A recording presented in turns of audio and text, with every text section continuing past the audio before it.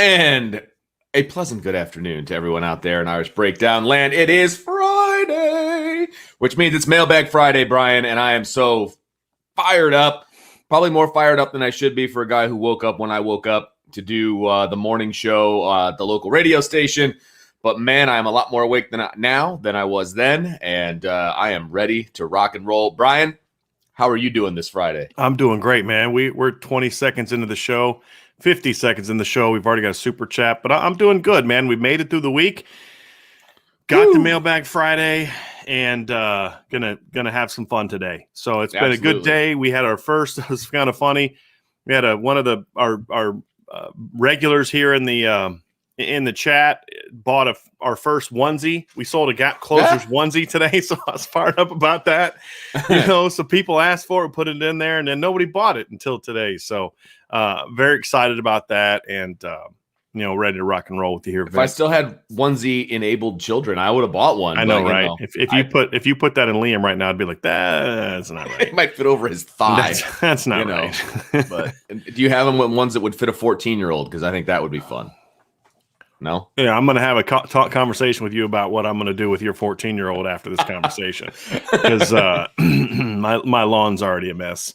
I'm telling you, man, he owes you one. We had that talk. Yeah. Anyway. But we have a super chat before we get started. Andrew Sakalowski says, by the way, I once told my fiance, if you can't handle me during Michigan 2019, you don't deserve me at Clemson 2020. She is now an Irish fan. That is awesome. That's hilarious. That is awesome. That is awesome. That's all. That is awesome. What a great way to kick this thing off, man. Yep. A lot of conversation going on. Brandon talking about a post-game experience he had.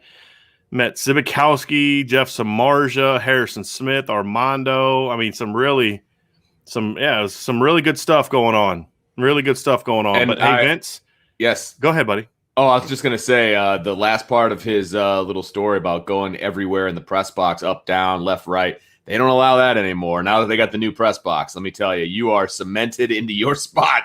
Oh. So, because I remember I would kind of walk around, go up the photo deck. Remember going to the photo deck? Yeah, that's where we did. Remember, we did video from up there before they eventually shut us down. I love Angela the photo would go. deck. Well, I recorded during 2010, and then Angela did it after that. Okay. Me. And so, I'd go up there and see her. And I told a story once about the 2015 USC game. I went up there to check on her. USC had just gone and scored. Remember that USC took the first drive right down this field. I went up to check on her. She's having some kind of camera issue. And so I was like, well, I'll just watch this first play of this series before I hustle down. Because it was a quick run. I mean, it's a quick, you could get there between plays. And that's when Fuller obviously beat Adoree Jackson on that post route for a touchdown. That place was loud. That place was loud. Now if you could handle press box. Yeah, if you could handle standing next to the giant speaker, which was loud.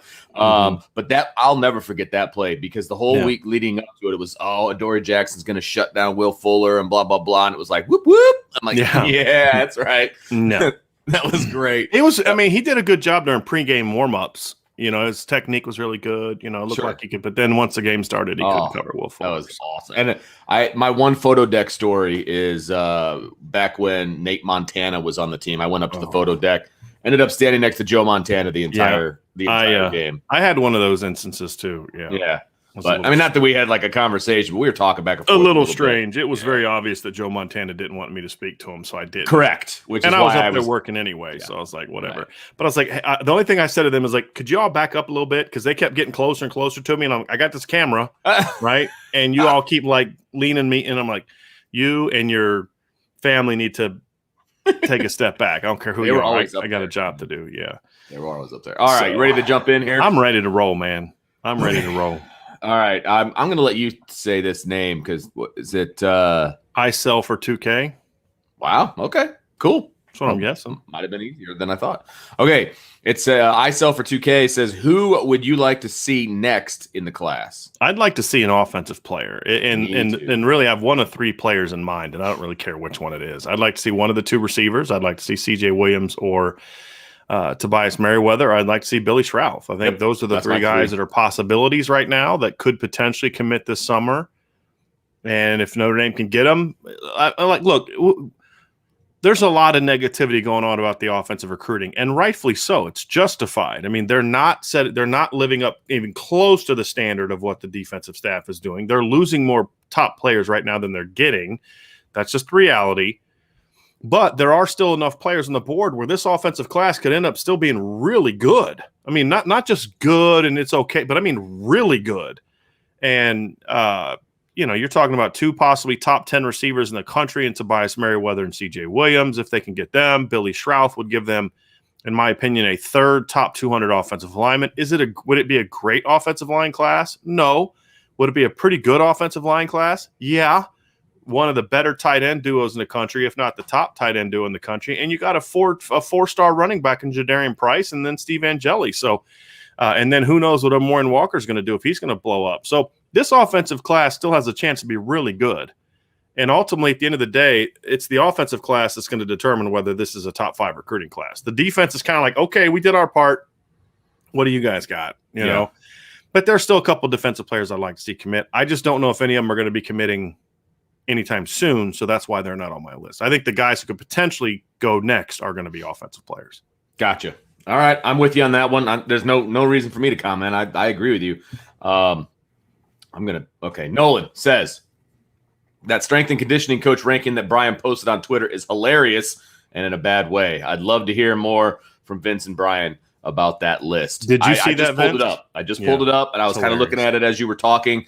Sorry about that. When I was starting to read the question, I was fighting a sneeze. You know when you get that feeling like I thought I was going to sneeze all over you guys. So I apologize. It's worse to not sneeze. That's the thing for me is I'd rather just get the sneeze over with. Yes, exactly. I was like playing with the mute button. I was like, okay, no, okay. But this is the first time I've looked at it. And how is Matt Bayless 35, number one? And the fact that the guy who used to work for him is ranked, what was it again? There's 2 guys that were strength coaches at Notre Dame that are ahead of him. You got David Ballou, who's 8th at Bama, and I have no issue with David Ballou being 8th at all. I have an issue with him being 8th ahead of Matt Bayless. Matt Bayless should be ahead of him. Thank you. And then also Aaron Wellman at Indiana, who replaced David Ballou, who also used to work at Notre Dame, is 27th ahead of Matt Bayless, who is 35th. I don't know who this big game boomer person is, and people keep putting their lists out, and I would imagine this kind of conversation is why they put out these stupid lists. But some of the stuff they've put out has been like a little like whatever. Some of it's okay, some of it's dumb. This is bad, and not just that, but they have Mickey Marotti from Ohio State 7th. Like, I mean, they got the guy from Coastal Carolina 4th, Rob Glass from Oklahoma State 3rd. I mean, it's a weird list. And the only reason to have Aaron Feld number 1 from Oregon is if you're just basing it off the mustache. He's got that curly, that curled up mustache thing, that Raleigh Fingers looking thing. I do. Yeah, I like those. But yeah, I mean, here's some of the people that are ahead of Matt Bayless: Texas Tech, Arkansas, Michigan State, NC State, Utah State, Minnesota, UCF, Indiana Air Force, UNC, Texas, South Carolina, Mississippi State, Rutgers, Ole Miss, Louisville, Iowa State, Northwestern. I mean, Nebraska's not. I mean, like, okay, so you're telling me their strength coaches at some of these schools are just phenomenal, but the rest of the program sucks. You know, I mean, and here's things you look at. Say, okay, 1 home loss in 4 years. Think about that. Matt Bayless since Matt Bayless hired, Notre Dame lost their 2nd home game that they had under him. That was 2nd game of the 2017 season. They have not lost at home since. Right. That's a span of almost 4 full seasons. They have not lost at home. I think I counted, Vince, they're like 14-2 in November, and 2 of those losses were in the first November. They have not lost a game in November in 3 years in the last 3 seasons. And that was a huge knock on this program was the November swoon. Right. And then you look at what they've done at the combine. We talk every year about everybody's shocked that these Notre Dame players dominate the combine. And I'm like, at what point are you going to stop being surprised by it and realize that what Matt Bayless is doing? And so I got a chuckle out of it. I don't even know what the criteria is. It's just some random tweet. I don't put a lot of stuff into that, but Matt Bayless is, to me, one of the 5 to 8 best strength coaches in the country. And the only reason I say 5 to 8 is I just don't know enough about some of these other strength programs to say for sure he's top 3. I'm just giving some wiggle room. But I mean, with what he's done, it's one of the better jobs I've seen in a very long time. You are. By the way, I'm perusing your Twitter feed and the the Pro Football Focus top 10 defenses entering the Oh my 21 God. season. Can we talk about that for a Let's second? do it. I They realize have LSU. Did you see Yeah. my response to that? That was I- one of the snarkiest things I've ever put on it Twitter. was great. I mean, they had Louisiana in there, right? Mhm. Just fine, whatever. UAB. Yes. They had LSU in there. Didn't LSU UAB gave up just- 34.9 points per game last year. Right. And didn't UAB just like reinstate their program like a year and a half ago Well, or something? no, it's been about 4 or 5 years now, and been they've done that a really long? good Okay. job. Yeah, their coach has done a really nice job. It's a good program, but I mean, it's just to have them as one of the 10 best defenses is just beyond stupid, It's if we're laughable. being honest. And you know, I mean, goodness gracious, it's Yeah, just so the whole I'm gonna read LSU in the top 10. Yeah, read that. I'm That's going to read it. Number 1, Alabama. Number 2, Georgia. Number 3, Clemson. Number 4, Cincinnati. Number 5, Washington. Number 6, Texas A&M. Number 7, UAB. Number 8, Louisiana. Number 9, Pittsburgh. And number 10, LSU. Now, the Washington one I don't get either. I mean, they only played 4 games last year. They gave up 21, 27, 21, and 31 points in those 4 games. Right? You know, I mean, there's so many things in there. It's like, but this is also the same organization that doesn't think Michael Mayer is a top 10 player and doesn't think Kyron Williams is a Right. top 10 player, and also had someone from their organization rank Brian Kelly's the 12th best head coach in college football. Exactly. So it's almost like they've become like the Babylon Bee of. It's like if you were to tell me for the last 2 months they've been trolling us and they've been just putting out these bad takes just for fun, like Babylon Bee takes, I'd be like, okay, yeah, that makes sense. Okay, I get it now. I mean, that's how bad some of these things that they put out are, and it's sad because they used to be an organization I really respected a lot, but they've become just an absolute joke.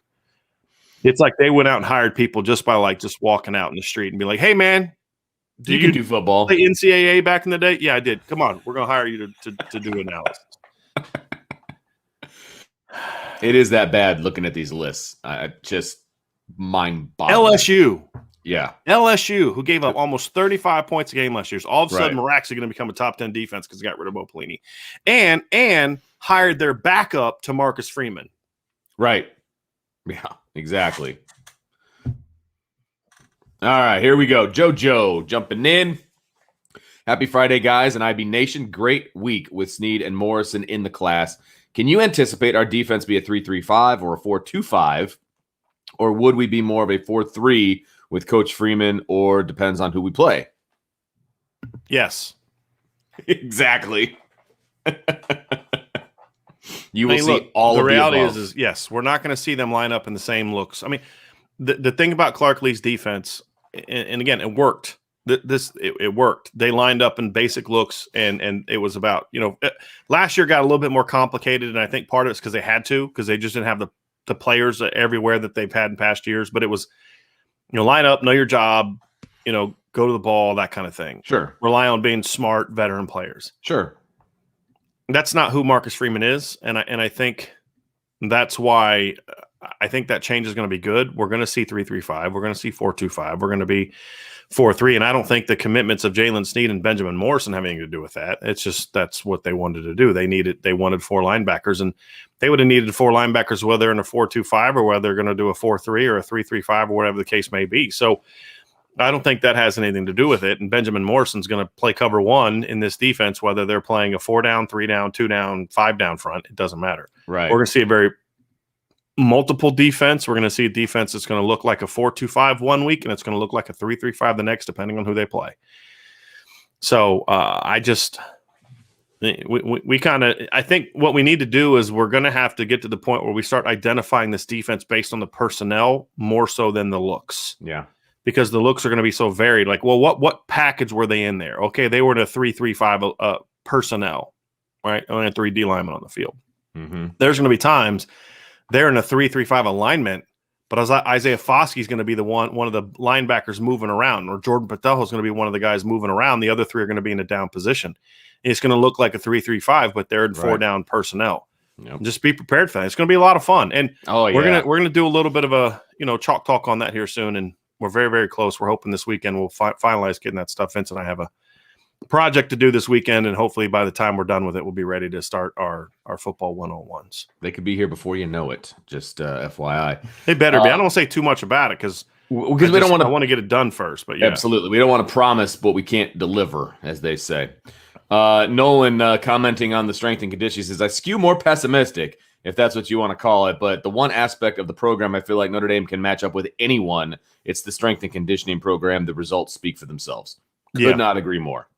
Yeah, absolutely. And I would say that is the part of the program that was kind of leading the way there for a little bit. I mean, that was that you could put against anybody. Yeah, it was one of the things that was dragging the program down. And honestly, you watch that Alabama game, the one thing Notre Dame did was physically match up with Alabama from a strength, endurance standpoint. Alabama out-athleted Notre Dame on the perimeter. Even the play, I've pointed this out before, go back and watch the play where Najee Harris leaps over Nick McLeod. The Notre Dame defensive line took the Alabama offensive line and drove them about 3 yards in the backfield. They ran into Najee Harris. Yes. Drew White didn't get off a block. I think he got held. Didn't get outside, or so then he had to kind of bounce it outside. But the D-line did their job. They took a massive Alabama offensive line multiple times in that game and just drove them into the backfield. And they couldn't finish plays off at linebacker at the second and third levels, but the front four did their job, and that was against the best offensive line in the country. Well, Notre Dame doesn't exactly have the biggest defensive line either. Right. And they did that because they have a great strength conditioning program. Well, a big part of it is, there's talent and they're coached well. But the strength program is a big piece of that. Oh, here we go. Shane says, with Agu committing to Vandy, do you think there's any hard feelings between the ND staff and Clark Lee? Not sure the backstory here.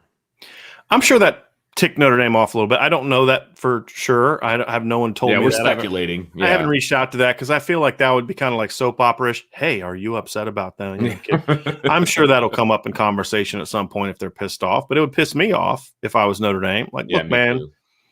It's one thing for us to go toe-to-toe with a kid. I get that. But for you to be telling a kid what he can or can't do at our program, it's like or it'd be one thing if a kid decommitted and then a month down the road, right? Because he decommitted because he was going to flip to Vanderbilt. Immediately from the moment he decommitted, there were crystal balls going in for Vanderbilt, right? So people knew. And who is the main, who's the right hand man of Clark Lee at Vanderbilt? It's Barton Simmons. What was Barton Simmons? He used to be the lead guy at 247. It's not that hard to figure out, right? So. I'd be a little ticked off, but do I know anything there? No. Do I have any backstory? No. I just know that if it was me, it'd piss me off. And again, that's not to say that, Clark Lee shouldn't try to do what's right by his Vanderbilt program. But I know for a fact that there was I've said this before that I've heard from a good source that Notre Dame purposely didn't go after JoJo Johnson early on because he was committed to Cincinnati because of that respect for the program at Cincinnati and the fact that Mike Mickens knew the head coach, used to coach there, and felt that it wasn't the right thing to do because he knew he could flip them. You know what I mean? It's a little bit of a different situation. But, Notre Dame didn't get on him until after he decommitted. Right. So, there's a right way and a wrong way to go about things. And, based on what little I know about the situation, I don't think it was necessarily the right thing. But I also don't think it's a huge deal where it's like it would create any hard feels like, come on, man. Dude, you're better than that. But it wouldn't mean the next time I see him, I wouldn't dap him up or, ask, hey, how's the kids doing? It's not something like that, but it did tick me off a little bit. We do got a super chat, Vince. We got a super chat. Yeah, hit it. From my guy, Patrick Barnes. Yeah, he says, what do you guys think of Brian Pulling and his job with special teams? He seems to be allergic to returning punts. I wouldn't mind seeing another guy as special teams coordinator. Vince, I think Vince and I are on the same page there, Vince. If you want to go ahead and answer this one, because I think you and I are on the same page on this. So the whole thing about not returning punts, I think that's bigger than him specifically. I think because that was an issue before he got here. Yeah, I think that's a program thing, not a special teams coordinator thing. I will say that because when John Goodman was doing that in 2012, Brian Polian was not at Notre Dame. Right, he was at Nevada. Or was he at Texas A&M at the time? Oh, that's right. I forget when he went to Stanford and A&M before he became the head coach. You're right. But I will say the coverage units for special teams are excellent. They are. The coverage, like the punt cover team, the kickoff team, excellent. They're really, really good. They've been top 20 each of the last 2 years. Yeah, I'd put them up against just about anybody. And part of the reason is in the past, Notre Dame wouldn't put their starters on those teams. And they are, and it's paying dividends. And I don't know if that's a Brian Polian. I don't know if he went to Brian Kelly and said, look, if you want these teams to be elite, I got to have some elite guys on the teams. I don't know if that conversation was had or if Brian Kelly. We don't know, but I doubt that it would have happened if Brian Polian didn't at least have an opinion on it that was expressed. I mean, I do want to give him credit for that. Right. I mean, he's got really good athletes to work with. Yes, you know, and you look at that 2018 linebacker class, which we've said is up until this current class was the best linebacker class Notre Dame had signed under Brian Kelly. It was 4 guys deep, and 3 of those guys were pretty good special teams players, right? Shane Simon, Bo Bauer, and Jack Lamb. You look at some of the safeties and some of the corners that they've recruited, and like you said, they're putting more ones on that group. Right. And so, you know, I think that's been a part of it. I think that coverage is about having athletes, number one. Sure. You know, I've talked to, you know, some coaches at Division I and to say, you know, what makes the Notre Dame special teams. They're running 230 pound guys down the field. They're running 4.5s. What am I supposed to do with that? Like, I don't have him on my roster that can do that. You know what I mean? Right. Like, and they got like 4 of them. And, you know, I mean, so you got dudes. That and helps. Then the other part of it is, and this is where Brian Polian doesn't get credit for having really athletic players. What Brian Polian gets credit for is those coverage units are extremely disciplined and physical. There's an attitude about getting down there and blowing things up. That is something he, in my opinion, deserves credit for. And I think the discipline piece too, because you could have great athletes, but if they're losing their assignments, if they're not staying in their lanes, you're going to give up a big play, and they don't. They're very sound. The lack of creativity and the lack of taking chances that hurts them in the return game makes them a really good coverage unit. My philosophy, though, is, Vince, is I don't think you have to sacrifice one for the other. I don't think you have to sacrifice creativity in the return game for discipline in the other. I think you can do both, especially since a lot of the personnel in the return game is different. So I just think it's one of those things where they're just like, look, just don't make a mistake. It's the philosophy that hurts them on offense too, right? It's the same kind of mentality we complain about on offense, Vince, which is just don't screw up. Right. And to me, I get that to a degree, but at the same time, am I willing to take Chris Tyree getting pinned at the 12 every now and then because he tried to take one out for him busting a 95-yarder for a touchdown or a 100-yarder for a touchdown? Yeah, I'm willing to take that chance. Exactly. Yes. You know, especially when you have the kind of defense that Notre Dame has where, look, if you screw up, they can rescue you a little bit, you know? And so I'm not saying turn it over, but so that's my thoughts on it. And you know, would I want to see another special teams coordinator? I'm indifferent to that. I don't think it makes a difference. Would it? That's not the missing link to being a national champion. Right. I would like to see an upgrade there. I don't have a strong opinion on Brian Polian staying or going, to be honest with you. It wouldn't move the needle for me. My issue is not so much Brian Polian. I don't think it's smart to have only a special teams coach on your staff. That doesn't have anything to do with, look, I've said this. Justin Lustig, the special teams coach at Vanderbilt's a good friend of mine. We used to coach together. Love him, his dad, his family. I mean, great people. I would not want them to hire Justin just to coach special teams. Now, the good thing about Justin is he can coach DBs, he can coach running backs, coach receiver. You know, he can coach a real position and coach it well. I just think you lost an opportunity when you expanded the coaching staffs to 10. You lost an opportunity to hire I don't say this. I was going to say real coach. I don't mean that. A position player coach. Sure. That I think you can have like a couple coaches. Like, let's just say hypothetically, Brian Polian got a head coaching job, which would be great for him, and I think is what he wants. You replace him. Let's say they replace him with Nick Lazinski, okay, which I think would be a great hire. So then Nick Lazinski becomes the linebackers coach. Then that would allow Marcus Freeman to just kind of be the D coordinator. Now or maybe Marcus could coach the insides and Nick could coach the outsides or vice versa. But then it also allows him to freelance a little bit. And then you'd have, like, let's say Nick Lazinski and, you know, like John McNulty or something like that, or Dell Alexander or something like that. We're like co-special teams coordinators. You know what I mean? Where you have a couple coaches like, hey, you've got your position, but then it's up to you 2 to 4 guys that are assistants to So, you know, Nick, you kind of oversee everything, and then, you know, in the coverage, and then Dell, you kind of oversee everything in returns, but, you know, McNulty's involved, and Nickens is involved, and O'Leary's involved, and I don't know. I don't know how and you did it in college, but we did it. We did in high school. We had a coordinator, but each coach was in charge of one special team. Like each coach had that. I think in college you don't need to do that. You can have a guy that sort of oversees it, but you have guys that, hey, you guys are doing the breakdowns, you guys are doing, and you can have the GAs help with that. So I mean, I'd like to see something like that where you have, actually 10 assistant coaches that are actually coaching a position, which would then give one more set of eyes to the defense. I don't think that'd be a bad thing. So I'd like to see something like that. Would to me would be better use of the 10 assistant coaches, just in my opinion. And I don't think he's necessarily the great recruiter that some people think he is. So I don't think it would be a hit there either. I think he's a good recruiter, but I think some of the success that gave him that reputation was as much about Charlie Weiss as it was about Brian Polian. We got another super chat, Brian. Yes, Dave Kohlhaus.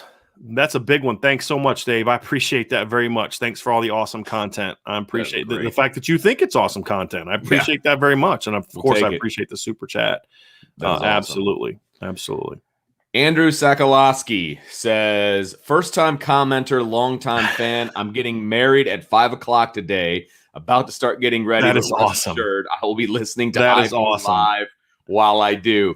Andrew, congrats, man. Congratulations. And he said he's the one that gave us our first super chat. So he said his wife he's now converted his wife. She's now a Notre Dame fan. That was the one where it was like, if you can't handle me when for Michigan 2019, you don't deserve me for Clemson 2020. This is a recent revelation, which is great. That's amazing. Amazing. Hey, congratulations, Andrew, and good luck. Yes. Good luck. Enjoy your day, man. It's going to go by so fast. Yeah. So fast. Well, we'll try to keep you busy here for a little bit so you don't start thinking about it too much. That's right. About 2 hours before the wedding, I started getting like, wait a minute, hold on. Is this really what I want to do? Well, I don't know how it was for you, but like I was told I had to get ready, by X time. And then we were just sitting around for the longest time because guys get ready in like 10 minutes. It doesn't take that long. But anyway. Yep. Same here. But congratulations, Andrew. Yes, that is fantastic. Thanks for listening. Wow. When you're busy, clearly busy. Skyshark 425. Do you think Coach Freeman was warned about or saw what was coming with LSU? I think he already knew. I mean, that wasn't a secret in college football. I don't think that had a lot to do with it, to be honest with you. I think that if he felt he could go to LSU for a couple seasons, win, and be successful, that number one, he might be the guy that gets the head coaching job. Hey, look, I'm the new guy. I brought in discipline. I brought in this. Who knows? But I don't think it helped LSU. I just don't think it hurt him a ton either. Okay, let's see. Tommy Gunn's throwing his good luck and congrats to Andrew, which is great. Okay, JoJo says, hey guys, according to Coach K, trying to be dynamic, how is Nathaniel Joseph 2023 the Edison, Florida receiver? He looks like Bradshaw that can fly and dynamic, but size might be an issue. Thoughts or opinions? Yeah, he's short. He's like 5'10", I think. Yeah, but look, so's Jalen Waddle, right? I mean, I think in today's game, when you have – this is why I've advocated so much for diversity of skill set, Vince, because – if you're going to play Notre Dame's offense from the last 5 years, it's hard to get a 5'10" guy involved. It just is, which is why they've struggled so much to get Lawrence Keys involved. That my response is then change your offense, because you just got blasted in the playoff by a kid who's 5'10", or a team that and actually Jalen Waddle didn't even play that game, but you got blasted by a guy who weighed 165 pounds and another guy that's 6 feet tall. And then that team went out and won a title with a kid who's 5'10", who could barely walk off the field because, he was that dynamic. You got smashed twice by Amari Rodgers, who's like 5'10 and a half, 5'11". Twice he smashed you. And so it's like, look, don't ask him to do what you asked Chase Claypool to do. Exactly. Right? Don't ask Chase Claypool what you'd ask Jalen Waddle to do. Develop an offense, with quick game, with screen game, with RPOs, with stretching the field, with getting him isolated on drags and crossers and things like that. There's plenty you can do to put defenses in really bad spots with a really fast 5'10" guy. Now, do I want a receiving core of nothing but 5'10" guys? No. Just like I don't want a receiving core of just 6'4" guys. And I'm someone who tends to lean more towards having bigger receivers. But if you don't have diversity of skill set, then you're going to struggle. And that doesn't mean diversity of skill set doesn't mean you need 5'10" guys. It just means you need dynamic players. And if a guy's 5'10", That's fine.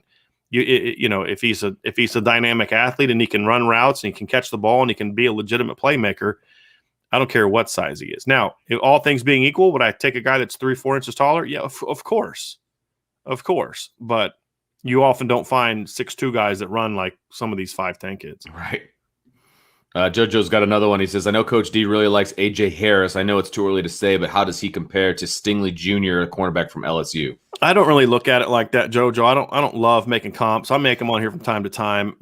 I think there's some similarities. I think size being one, they're both longer guys. I think AJ's bigger than Derek was at a similar age.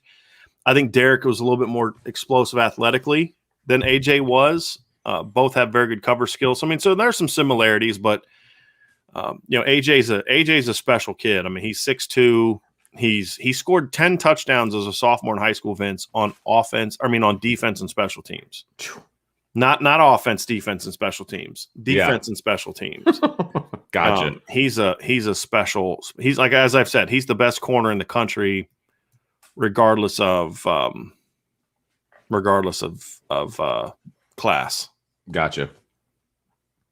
DJ Wilson, Friday. Cincinnati played in a conference without a lot of offensive diversity. With Notre Dame's diverse schedule, isn't it possible a team could be problematic for Coach Freeman's scheme? Yeah, I don't really agree with that, the premise of that, to be completely honest with you. I think that Cincinnati played in a conference that had a lot of high-octane offenses, but I wouldn't say that there's not a lot of scheme diversity. There's spread teams in that conference. There's air raid teams in that conference. I mean, you go back and you look at what UCF does and you compare it to what Memphis does, and there's not a ton of similarities there. Plus, they played Army last year. Cincinnati did, triple option team. They've played Navy in the past, triple option team.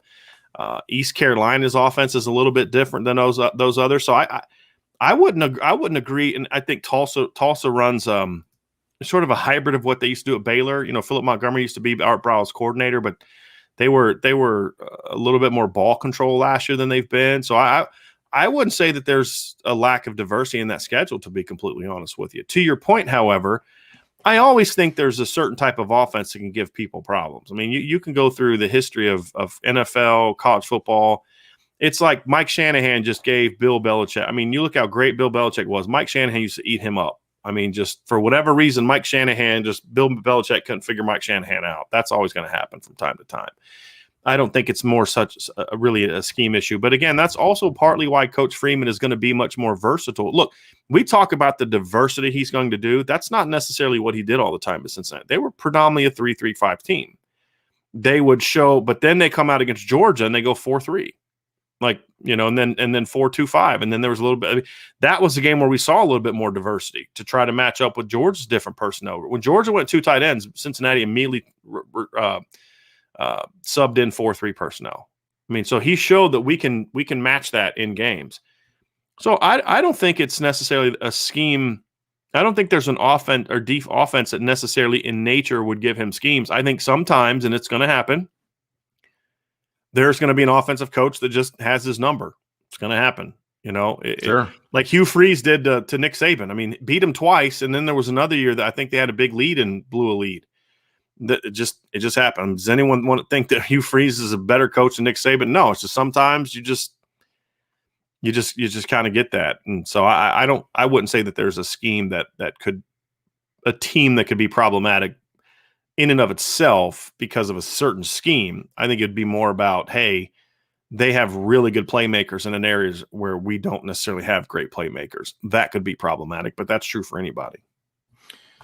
JoJo has a great football 101 question here, Brian. He says, what's the difference between field and boundary corners, and which one is harder to recruit? I don't think either is necessarily harder to recruit in Notre Dame's defense. I think that we're seeing, I would say maybe 10 years ago, I'd say the boundary corner is a little harder to recruit. The long, tall, really good one-on-one player, because 10 years ago, most of those guys are playing receiver or safety. So I think that it's a little easier to recruit that now. And Notre Dame has not had any issue the last 2 years of finding tall, long cornerbacks that can cover man-to-man. So the boundary corner is it doesn't have to be a bigger guy, but a bigger guy usually tends to work there because it's a one-on-one position. I mean, you ideally want to have your linebacker not having to worry about it. You don't want your safety worrying about it as much. You want your safety worrying about number 2, the middle of the field, protecting against drags and crossers and posts and things like that, and then being able to play the alleys. You want to be able to go one-on-one in the boundary as much as possible. It's a condensed field, so you don't have as much room to cover from a left to right standpoint, but you're going to have to defend the vertical route. You tend to get matched up against bigger receivers. A lot of times teams will put their best receiver into the boundary. Not always, but a lot of times. Whereas to the field, you don't necessarily need a guy that's going to cover one-on-one all the time, or at least a guy that's not going to play press man all the time, although he can.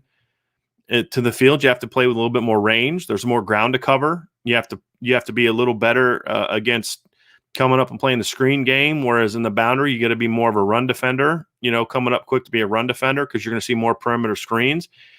You're going to see a lot more as a field cornerback. You're going to see a lot more of sort of switches, so a lot more communication. They're going to throw like high lows at you, diamond concepts at you, mesh concepts at you. You've got to have real good communication, whereas a boundary is a lot of times you go cover that guy. So it's a little different. I would actually argue in Notre Dame's defense, the field cornerback is a top-level field cornerback has probably been a little bit harder to find, just because that guy has to be a really athletic guy to play at an elite level. If you're just going to go play cover one to the field, you got to be an elite cover guy. I mean, they're going to, for example, Clarence Lewis, good player. They're going to have to protect him a little bit. You're just not going to say, hey, against USC, go play cover one with no safety help all game. You're just probably not going to see that. But to the boundary, you'll see that more often. Hopefully that answers your question. Vince, you have anything to add to that?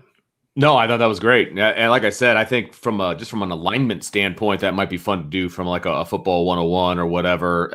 And there's, physical attributes that are different sometimes and things that they're asked to do, but I think you covered it really, really well.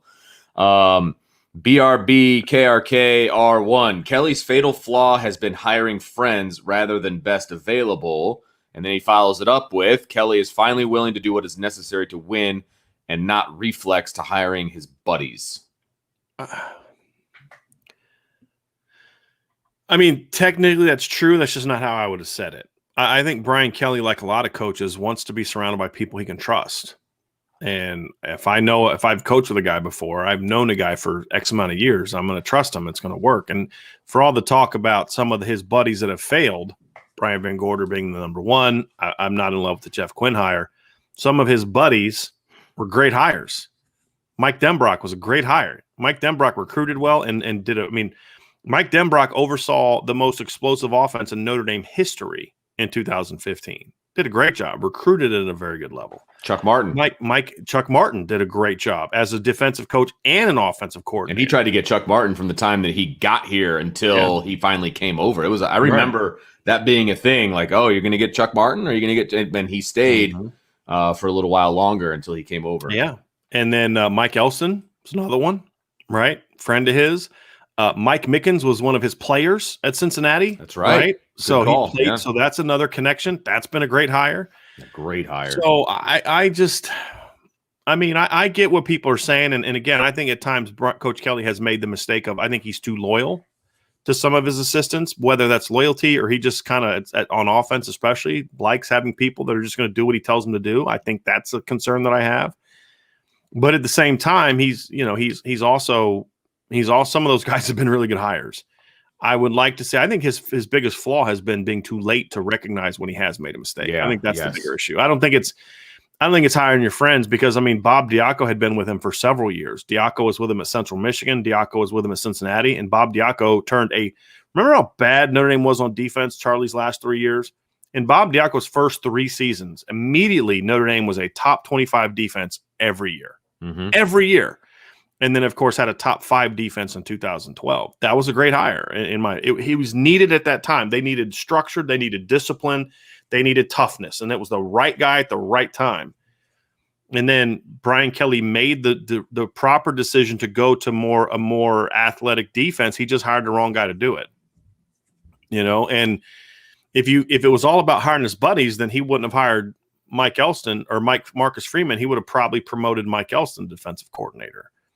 So I don't think that's necessarily been the issue. I think the problem has been that he should have recognized after year one that Brian Van Gorder was a failure, because beginning with the North Carolina game, it was obvious. And Vince, you remember I was calling it out the first 3-4 games, and I'm like, they're playing bad offenses. They're playing pro-style offenses. When they start playing these spread teams, they're going to get torched. And you remember North Carolina just went up and down the field, scored 43 points on them. I mean, Jimbo Fisher coached circles around Brian Van Gorder in the second half of that Florida State game. It was embarrassing. And then, of course, faded down the stretch. He should have known it then, and he didn't react to it. And then, again, he should have known it after 2015. When you're giving up 25 points a game with the NFL talent that 2015 defense had, it should have been obvious then. And, you know, he was only willing to see it and fix it. And that's that, you know, Autry Denson wasn't a friend of his, but that was a mistake. Keeping him for 4 seasons the way he did absolutely was a mistake. Right. And so that to me has been the bigger problem, you know, not recognizing things quicker and fixing them immediately. Every coach makes bad hires. You know, Urban Meyer hired Everett Withers to be his defensive coordinator at Ohio State. That was a disaster. But he fired him after what, 1 year, 2 years, right? I'm trying to remember how long Everett Withers was there. I think it was only 1 year, and then he didn't fire him per se, right? Ohio State fans thought he was there 2 years and got rid of him. Ohio State fans and they went 24-2, and at one point in time won 24 straight games with Everett Withers as their defensive coordinator. And then they lost their last 2 games, and he didn't get fired. He left for a head coaching opportunity at James Madison. Right. No defensive coordinator at Ohio State leaves Ohio State willingly to take over an FCS program. Can we all admit that? But, you know, that's what he's done. He made Tim Beck and Ed Warner co-coordinators, and that was a big mistake. But he quickly rectified it and made the changes that he needed to make, brought in Tom Herman, brought in Chris Ash, and they won a national title. So every coach makes the great Nick Saban putting Tosh as this defensive coordinator was a horrible hire. But it was like quickly made up for it. And so every coach makes bad hires. It's just Coach Kelly's flaw has been he just is too late to fix them. And that's been the issue. John A1 has a question or a super chat, Vince. Yeah, I see that. Hit it. He says, what changes does Reese need to make to improve the quarterback development at Notre Dame? Is it a complex process, or is it as simple as less scheme, more fundamentals? I think it's a couple things. I think part of it is less scheme, more fundamentals. I think another thing that Coach Reese needs to do, and I don't know if this is possible, is he needs to tell Coach Kelly, Coach, we got this. Right. Right? Like, yes, you were involved with the quarterbacks when you were at Cincinnati and when I was here because you were involved in the offense. You were there day to day. You were putting the game plans together. Like, you're not there now, right? You want to talk some big picture stuff, but like, let us handle it first. You know, make sure that we've communicated. There needs to be fewer voices in the heads of the quarterbacks. Absolutely. Number 2, I do think there needs to be a simplification of the system. Doesn't mean you have 4 plays. Doesn't mean you do what Art Briles did, where you line one guy up on the side of the field and you have 4 routes. I'm not saying that, but there needs to be a happy medium between what Notre Dame has done and what some of those teams are doing. There's a reason teams that are winning are winning with they're getting more simple while Notre Dame is getting more complex. I think that's another thing. And the other thing too is I think Coach Reese needs to be a little bit more of a calming presence in practice. I've had several conversations that he's got a little bit too much of that fire in him, especially when going after quarterbacks. And I don't think that's good. When you're just going to rip a player and slam stuff down, I mean, a quarterback, right? It's not going to instill a lot of confidence in him. It's going to make him afraid to make a mistake because I don't want to get shown up in front of the entire team like that again. And it's going to hurt the confidence. I'm a big believer in the Bill Walsh philosophy of you don't show your quarterback up in front of the team. You just don't. And yes, I know that means quarterback's different, but yeah, quarterback is different than everybody else, right? So that's the thing.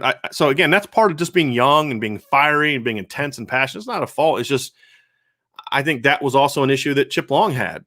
Just like, look, man, sometimes it's just calm the heck down. Right. You know what I mean? Like, right. Not every session has to be a butt chewing session. Right. And I'd like to see that become, where you look at how the defensive coaches coach They're intense. They're high. They set a high standard, but you just don't see them kirking out and losing their minds at players like you see on offense. And this is not just something we see with our eyes, but this is something that I hear from source after source. Yeah. And that's why you see guys on defense playing a lot more loose, in my opinion. We got another super chat, Brian. So, I'm not sure I'm going to answer this. Okay. Richard Maltby, I appreciate the super chat. I'm still dealing. I don't really care to talk about that one, to be honest with you, because that is not a sports question. That is more of a political question. It's more of a science question. It's more of a it's a question that honestly that is going to create a lot of debate and arguments in this chat. We started to see it at the end of our last chat, and I just would rather not do that. That's a topic that I don't think a lot of people can rationally talk about, to be completely honest with you. I'm sure you could, but I have very strong opinion about it, but it's not an opinion that I necessarily care to share. It's like when you're a teacher and you're teaching social studies, as I did for many, many years. My kids never knew what party I went for. You know what I mean? You teach them what's up, and I don't mind people knowing my politics. I mean, it's part of who I am. I don't mind that. It's just there's a time and a place for that. Yeah, I get you. And this isn't necessarily that. Also, I have to be careful about what I say now because I'm still trying to have some conversations about this behind the scenes. And so there'll be a time and a place for me to share my opinion on that, but today is not that day. I mean no disrespect by that, Richard. I don't at all, but I just have to be a little careful with that one for right now. I'll eventually be able to answer that question, but right now is not the time. All right. Adam Grad, I believe, is referring to the article that you put out on irishbreakdown.com today. It says, Brian Kelly realized he needed to change at Grand Valley to win a championship. Why did it take him the same number of years at Notre Dame to realize he has to make the same changes? Because of success. I mean, look, it's easy for a coach, Vince, you and I both know this. It's easy for a coach when he's having success to be able to say, hey, look, we're doing a good job. We're really close, right? He went 9-2 his first year, went to the college football went to the NCAA playoffs, the Division II playoffs. Had several 8-9 win seasons. They were close. And the go-to then is when you are good, it's one of those things where you say, hey, look, you know what, you're not going to overhaul your system when you're winning 8-9 games every year. And again, back then they were playing 10, 12 games. I mean, it wasn't like they're doing all that, but all right. Can we interrupt this? Yeah, go ahead. We're not going to have this vaccination question in the chat either. We've already had 2 responses from polar opposites. This is exactly what I'm talking about. All right. So okay. I'm not at the bottom, so I couldn't see it. It's all right. We're not going to have that. Stop it. I'm sorry. I know we're all adults, but we're not going to have this conversation in the chat. Okay. But like someone criticizing saying you're making this political by them then making it political. So just stop. Okay, we're going to talk about Notre Dame football today. But the thing about Grand Valley is they were always kind of close, Vince. And when you're close, it's hard to just overhaul your program when you're 8-3 or 9-3. The reason it happened at Grand Valley is not because they were close, but because they went 12-9. They were going down. And he realized, like, look, we've reached our peak and now we're descending. We can't just say coach a little harder, play a little better. And if you look at the one time Brian Kelly completely overhauled his program at Notre Dame was after they went 4-8. Right. It is hard for a coach, and I'm sticking up for him here because I've been there. It's hard for a coach who you put a plan in place, the plan's working to a degree, and then you say, okay, we're going to completely overhaul it, right, to do this. That's because if it doesn't work, you're done. You know what I mean? You can't overhaul it. It looks like you panicked. It can be very hard to do that. Sure. A lot of times it takes failure to make those changes. And failure can be going 12-9 in a 2 years period. Failure can be, going 4-8, 2016. But failure in this instance, I'm hoping, is Brian Kelly sick of losing to Clemson and Alabama, like he said. That's another form of failure. Failure when your standard is this and you're getting here and you're just tired of not getting over that hump. That can be a form of failure that can get you to say, we got to make a change.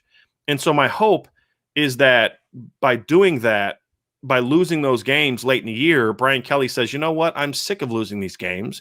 So we're going to need to do what we got to do. And what he did at Grand Valley, and there, I put a New York Times article in that article. So I'll give some numbers to this, right? So I'm going to pull this up, Vince, because I love your numbers. It was really fascinating. I love doing research, but it was really fascinating doing this research and looking at Brian Kelly's tenure, because a lot of times when we look at Brian Kelly's tenure at Grand Valley, we tend to focus on just the absurd final 3 seasons.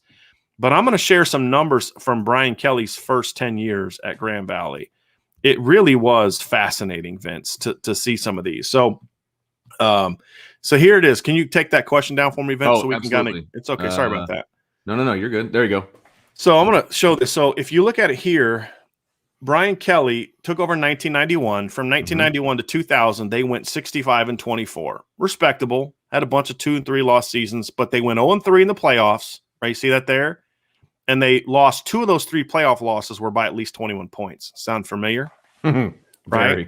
And if you look at his 10 years at Grand Valley, this is their points per game. 29.8 points per game is all that they averaged, right?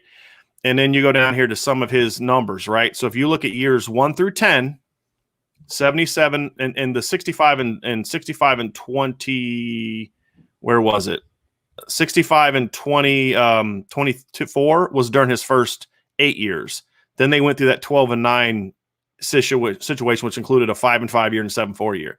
But 77, 33-2 with a 692 win percentage and 3 playoff appearances in 10 years isn't terrible, but he wasn't happy with that, right? Right. And then they made a change. And then the article that I linked in there said that they spent that offseason studying Northwestern and Oklahoma State. And I think at the time, if I remember correctly, I think that was Randy Walker at Northwestern. I'm going to have to look that up. But remember, Randy Walker is the coach who passed away, who was the head coach at Northwestern. Yeah, I'm correct. He was at Northwestern from 99 to 2000. He had some success at Miami. Remember, they went 10-1 at Miami.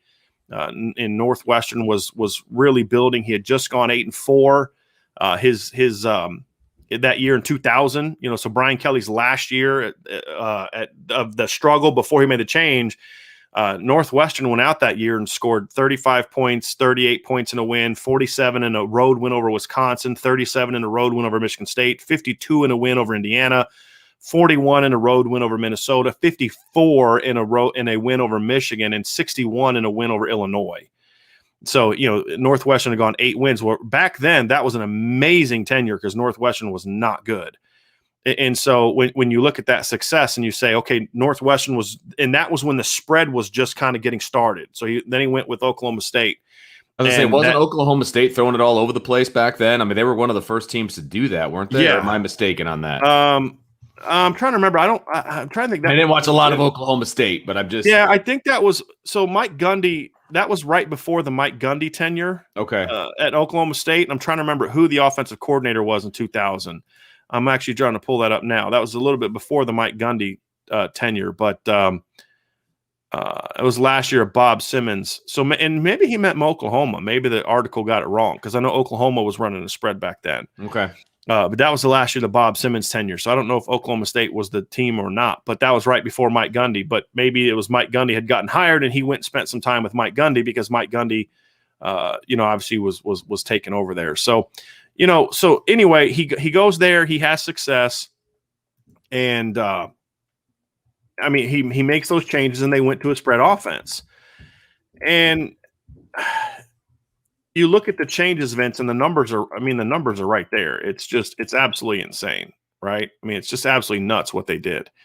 They went from that and 12-9 into the previous 2 years to over the next 3 years after completely overhauling the offensive system. They went 41-2, had a 953 win percentage and averaged 44.5 points per game. What's even more amazing is they were even better in the postseason. They were 11-1 in the postseason.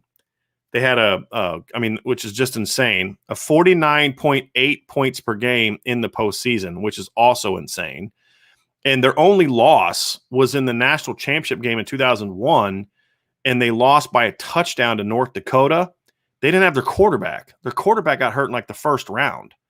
So that was probably their best team. The 2000 team was 2001 team was probably their best team. Their 2002 team was their second best team, and then the second title team was probably the third best team of that era.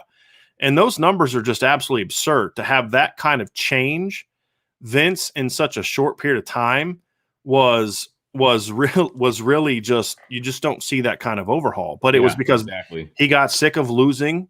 They had a big program. So again, that's the thing that did it, is they had a big drop off. So you go 12-9 in years 9 and 10. That's going to be the thing to wake you up. It's easier to do that than it is to when you've had 2 playoff appearances in 3 years to make those changes in his defense. But the reality is, if he wants to win, he has to realize it's not just about do a little bit here, little tweaks there. You're not anywhere close offensively to where you need to be. Yes. And so they've made the changes on defense. They're making the recruiting changes. If they can make the offensive changes, again, this is what I say, and it's not just Brian Kelly. We've seen this happen before. We've seen this happen in the past with Texas. You remember Texas early on in Mac Brown's tenure when they just kept getting killed by Oklahoma? They just could not beat Oklahoma. And it didn't matter what they did. They could not beat Oklahoma. And I'm trying to find my old stats page from back then. But their offense was just they ran a pro style offense, had a fullback, a tight end, 2 receivers. They had Chris Sims, a quarterback. I mean, they were a pretty good team. But it didn't matter. They just couldn't win the big game. Right? We'll go 9-3 every year.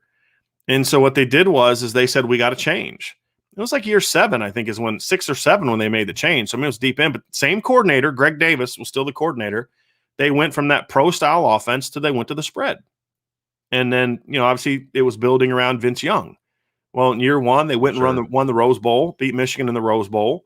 The next year they went out and won a national title, and it began a stretch where Mac Brown basically became a Hall of Famer. Mac Brown, again, his tenure at North Carolina the first time was really good. His tenure early on at Texas was pretty good. Again, 9-3, 9-5, 9-3, 11-2, 11-2, 10-3. That's good. But at Texas, it's about winning championships. And so they made the change. The next year went 11-1, finished number 4 in the polls. Their only loss was 12-0 against Oklahoma that year.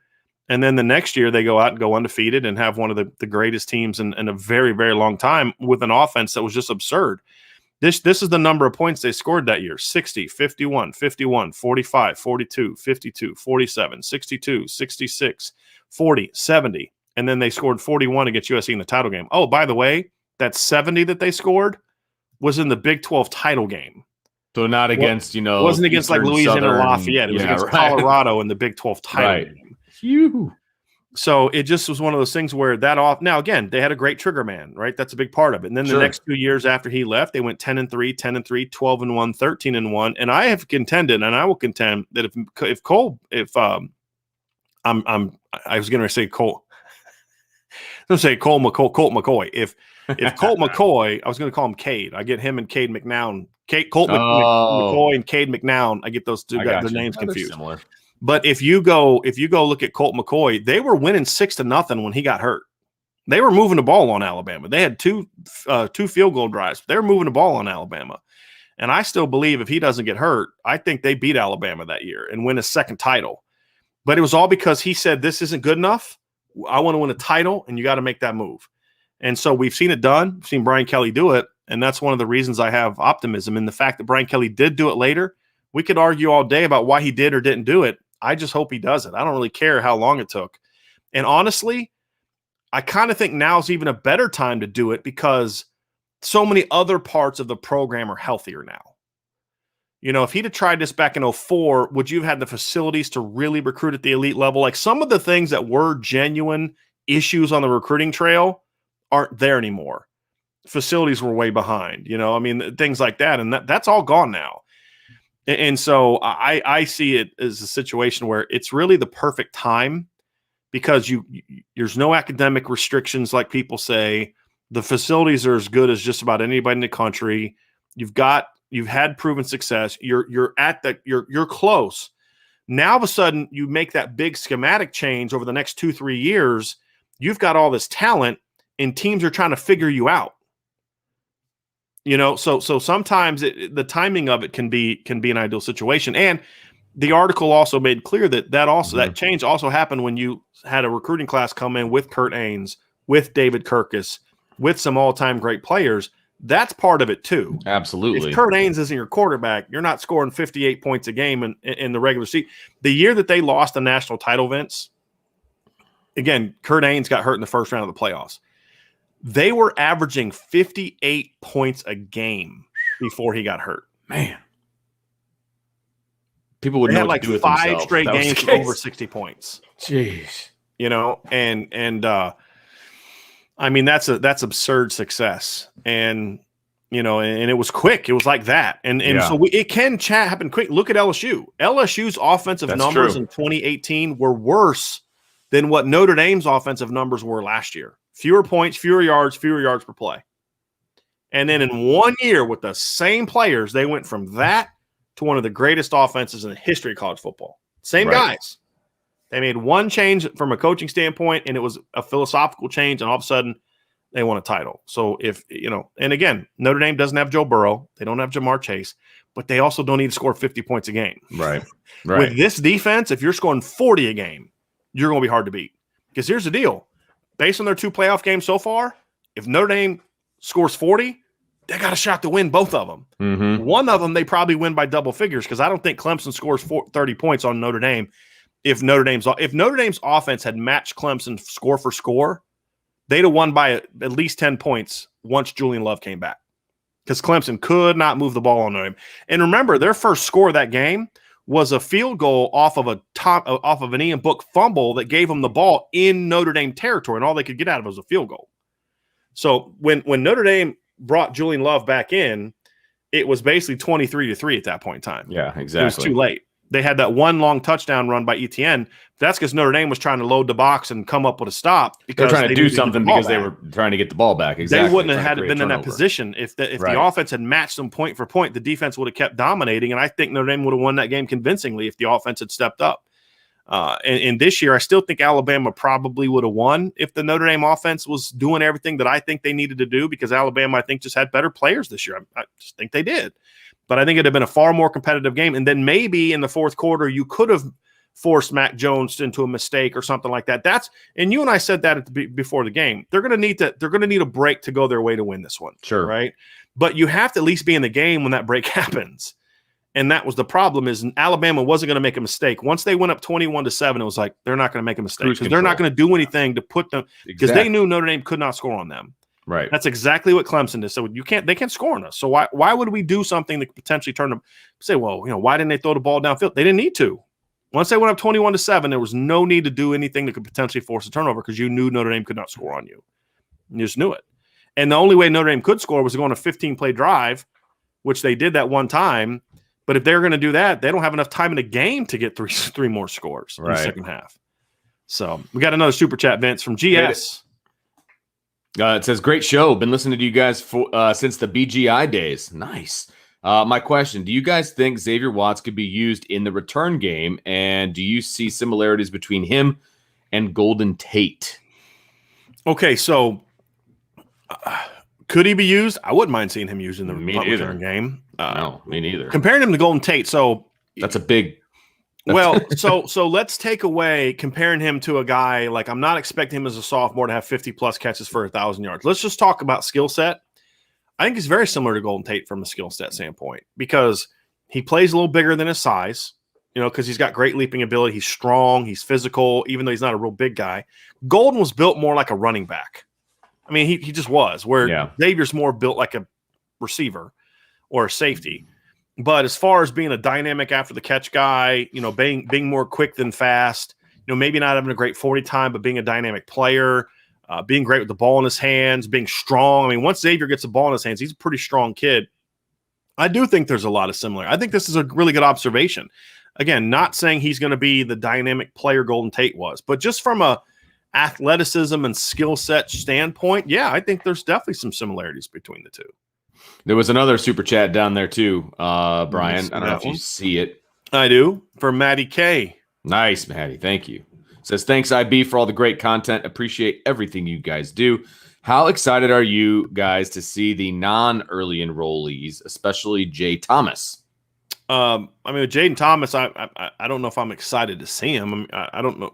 I really don't know what to expect from him. He was banged up most of his senior year. I think he's a good player. I don't think he's a great player. I think there's some other guys that I would have ahead of him as far as who I'm excited to see. Sure, yeah. Kerry G, I think I'm pretty excited to see. I mean, but I mean, if Jaden can step up and make plays, that's great. I think he's a good football player. I gave him a 4-star grade. I don't think he's as good as the other two receivers, but he's a good football player. He just was banged up a lot. He had I think it was an ankle injury he suffered very early in the season, or no, it was a foot injury. And he just was not the same guy that he was as a junior. So maybe he's healthy, and he's a really good baseball player too. So that was part of the reason he picked Notre Dame, was because he's also a baseball player.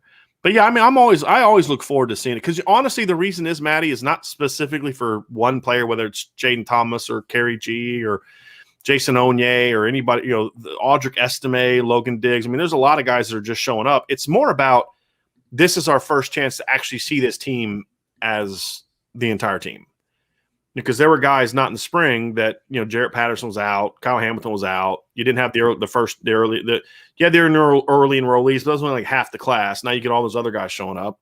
This is our first chance to see this whole team, and I always look forward to that. Okay, we've got Coleman. By the way, Brian, when I got kicked out and then back in, I got pushed down to 110. I don't know if you have anything prior to that. Yeah. So I was at about the 1250 area. There was a question in there about O-line that I wanted to get to. I don't know if you see it. It's a longer one. I don't remember who asked it. It was what was it? Yeah, I got one here. Kyron Williams and offensive line, and anyway. Here's one that's kind of interesting. I'm going to answer, Vince, and I normally don't answer questions like this, but I think it was asked in a way that I don't mind answering it. So Fighting Irish 85 said, there are lots of different recruiting experts, Loy, Priester, etc.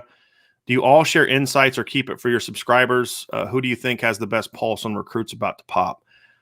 I think I have pretty good pulse on that, and I think Tom has a pretty good pulse on that. Priester doesn't do recruiting the way that Tom does, and the way that I kind of do and used to. He leaves that up to some of the other guys. Well, Tim's involvement in recruiting is more of just analyzing it, right? Yes, like, so here's the film rooms and just kind of big picture. That's what Tim does. Tim and I will talk at times. We share ideas. Tom and I talk. Not so much like, there's been times we'll say, hey, just so you know, hey, here's what I'm hearing, just so you know, and then he may share some things with me, just because there's a friendship there, a mutual respect there. So, but as far as keeping it for your subscribers, I think. I think you have to be careful, because when there's times when Tom has told me some things where I couldn't say anything publicly because my only person that told me that was Tom. And so, I hadn't gained that information for my own. But then once I do, I can say, okay, well, I've talked to this person and that kind of thing. But, a lot of times Tom will say something to me, I'll say something to him, and we both already knew it, right? We'd already found it out. So I think, as far as just the day-to-day recruiting, because of where we are as a company, we're just not where we can hire full-time guys. If you want to know who, I think I do a pretty good job of talking to sources and getting information, but I would say Tom is the best in the market when it comes to just the daily updates, who's visiting, who's doing this, who's doing that. I think Tom does the best job. And I think as far as the pulse on who's about to pop, though, I think I got a pretty good record on that one. I would agree. But yeah, that's who it is. But but the thing is that I have to kind of do a little bit of both, what Tim does and what Tom does. But we're definitely trying to. The reason I wanted to answer this too is because this is our next step. Yeah. Thing for Irish Breakdown is to be able to hire people. We have Joe DeLeon, who just started with us. He's done a good job. He has an article today we just put up from Irish Breakdown where he talked to Hero Canoe's trainer in Europe, Brandon Collier, talked about that. He said, look, he's going to have a top 6 coming out soon. I don't know who all is going to be in it, but I know one team is going to be in it, and it's going to be Notre Dame. So, good sign. But I want to say this too, because, look, I want everyone to subscribe to Irish Breakdown and to read our boards. But I'm also someone who believes that I'm not a big fan of people who only get their news and information from one source. I think that people should always have their opinions and their views expanded. I've always felt that there's a need. There's a not a need. There is room in this market for people to like multiple sites. And what bothers me is when people say, well, I'm an Irish Breakdown person, so screw those guys at Irish Illustrated. No, read that too, right? Or I like Irish Illustrated. Driscoll sucks. Oh, I may suck, but I have an opinion that comes from experience, and you should probably read it, whether you like it or not. And then you have people, I only read positive stuff or I only read negative stuff. You should consume it all. And I think the best way to be a knowledgeable fan is to consume as much information as possible, and not just from people that agree with you. I wish people did that with politics. I wish people did that with culture. I wish people did that more with economics or history or religion or whatever topic is. Be a consumer of information. And I think there's some people on this beat that I respect a great deal that I would say, pay attention to them. If you want to know the day-to-day, the minutia of recruiting and who's visiting for the barbecue and all that stuff, Tom Loy's going to be your guy. If you want analysis on who the best recruits are and how they fit and all this other kind of stuff, and the idea of who's really, I think, going to pop, and knowing that you're not going to get, I don't have a network that's forcing me to do certain things that I would rather not do to, crystal balls kind of thing. I think that's where you come to Irish Breakdown. But why can't you read both? And so that's kind of the way I look at it. So I don't normally answer those kind of questions, Vince, but there's some people on this beat that I have a lot of respect. Right. Absolutely. And there's some people I don't necessarily get along with very well, but there's a lot of people I do get along with well and respect. And, I just ran into Tim O'Malley this morning. I was driving to get breakfast and he was walking, and, I loved him, pulled over, talked to him. He's a great guy. I think he does good things. He writes stuff differently than I do. I think there's value for reading both. There's value for reading Tim Priester and me. When Lou was around, I mean, if you weren't reading Lou's historical columns, you were hurting yourself. You were missing out, No doubt. And that's how I've always felt. And I wish there's more people like that. I wish our beat wasn't so territorial. Like one thing I said on our board, we won't be doing that TOS stuff. Oh, the TOS says, because it stands for the other site. Hey, if Tom Loy has info, give Tom Loy the credit for it. If Tim Priester has an opinion on something that you like and you want to talk about on our board, give them credit for it. And if people go to their site to read that particular article, good, fine, whatever.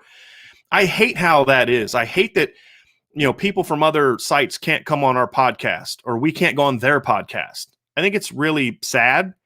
And I think it hurts the Notre Dame fan base. When Tim did that one podcast with me, that was one of our most listened to podcasts. And it was great. It was two people that I think are very well respected, that come from different backgrounds, have different opinions. And I think it was great content. And I think it hurts Notre Dame fans that were also just like, I think territorial is the one that you said. This is a big market and these people love Notre Dame, and trying to hog them all into your little world, to me, is depriving them. It's not helping you. And I think that, most people that are Notre Dame fans are going to subscribe to multiple sites anyway. So that's my 2 cents on that. And I've been asked that a lot privately. And so when that question was asked, I wanted to answer it. I wish we had more. We tried to do that Irish crossover thing.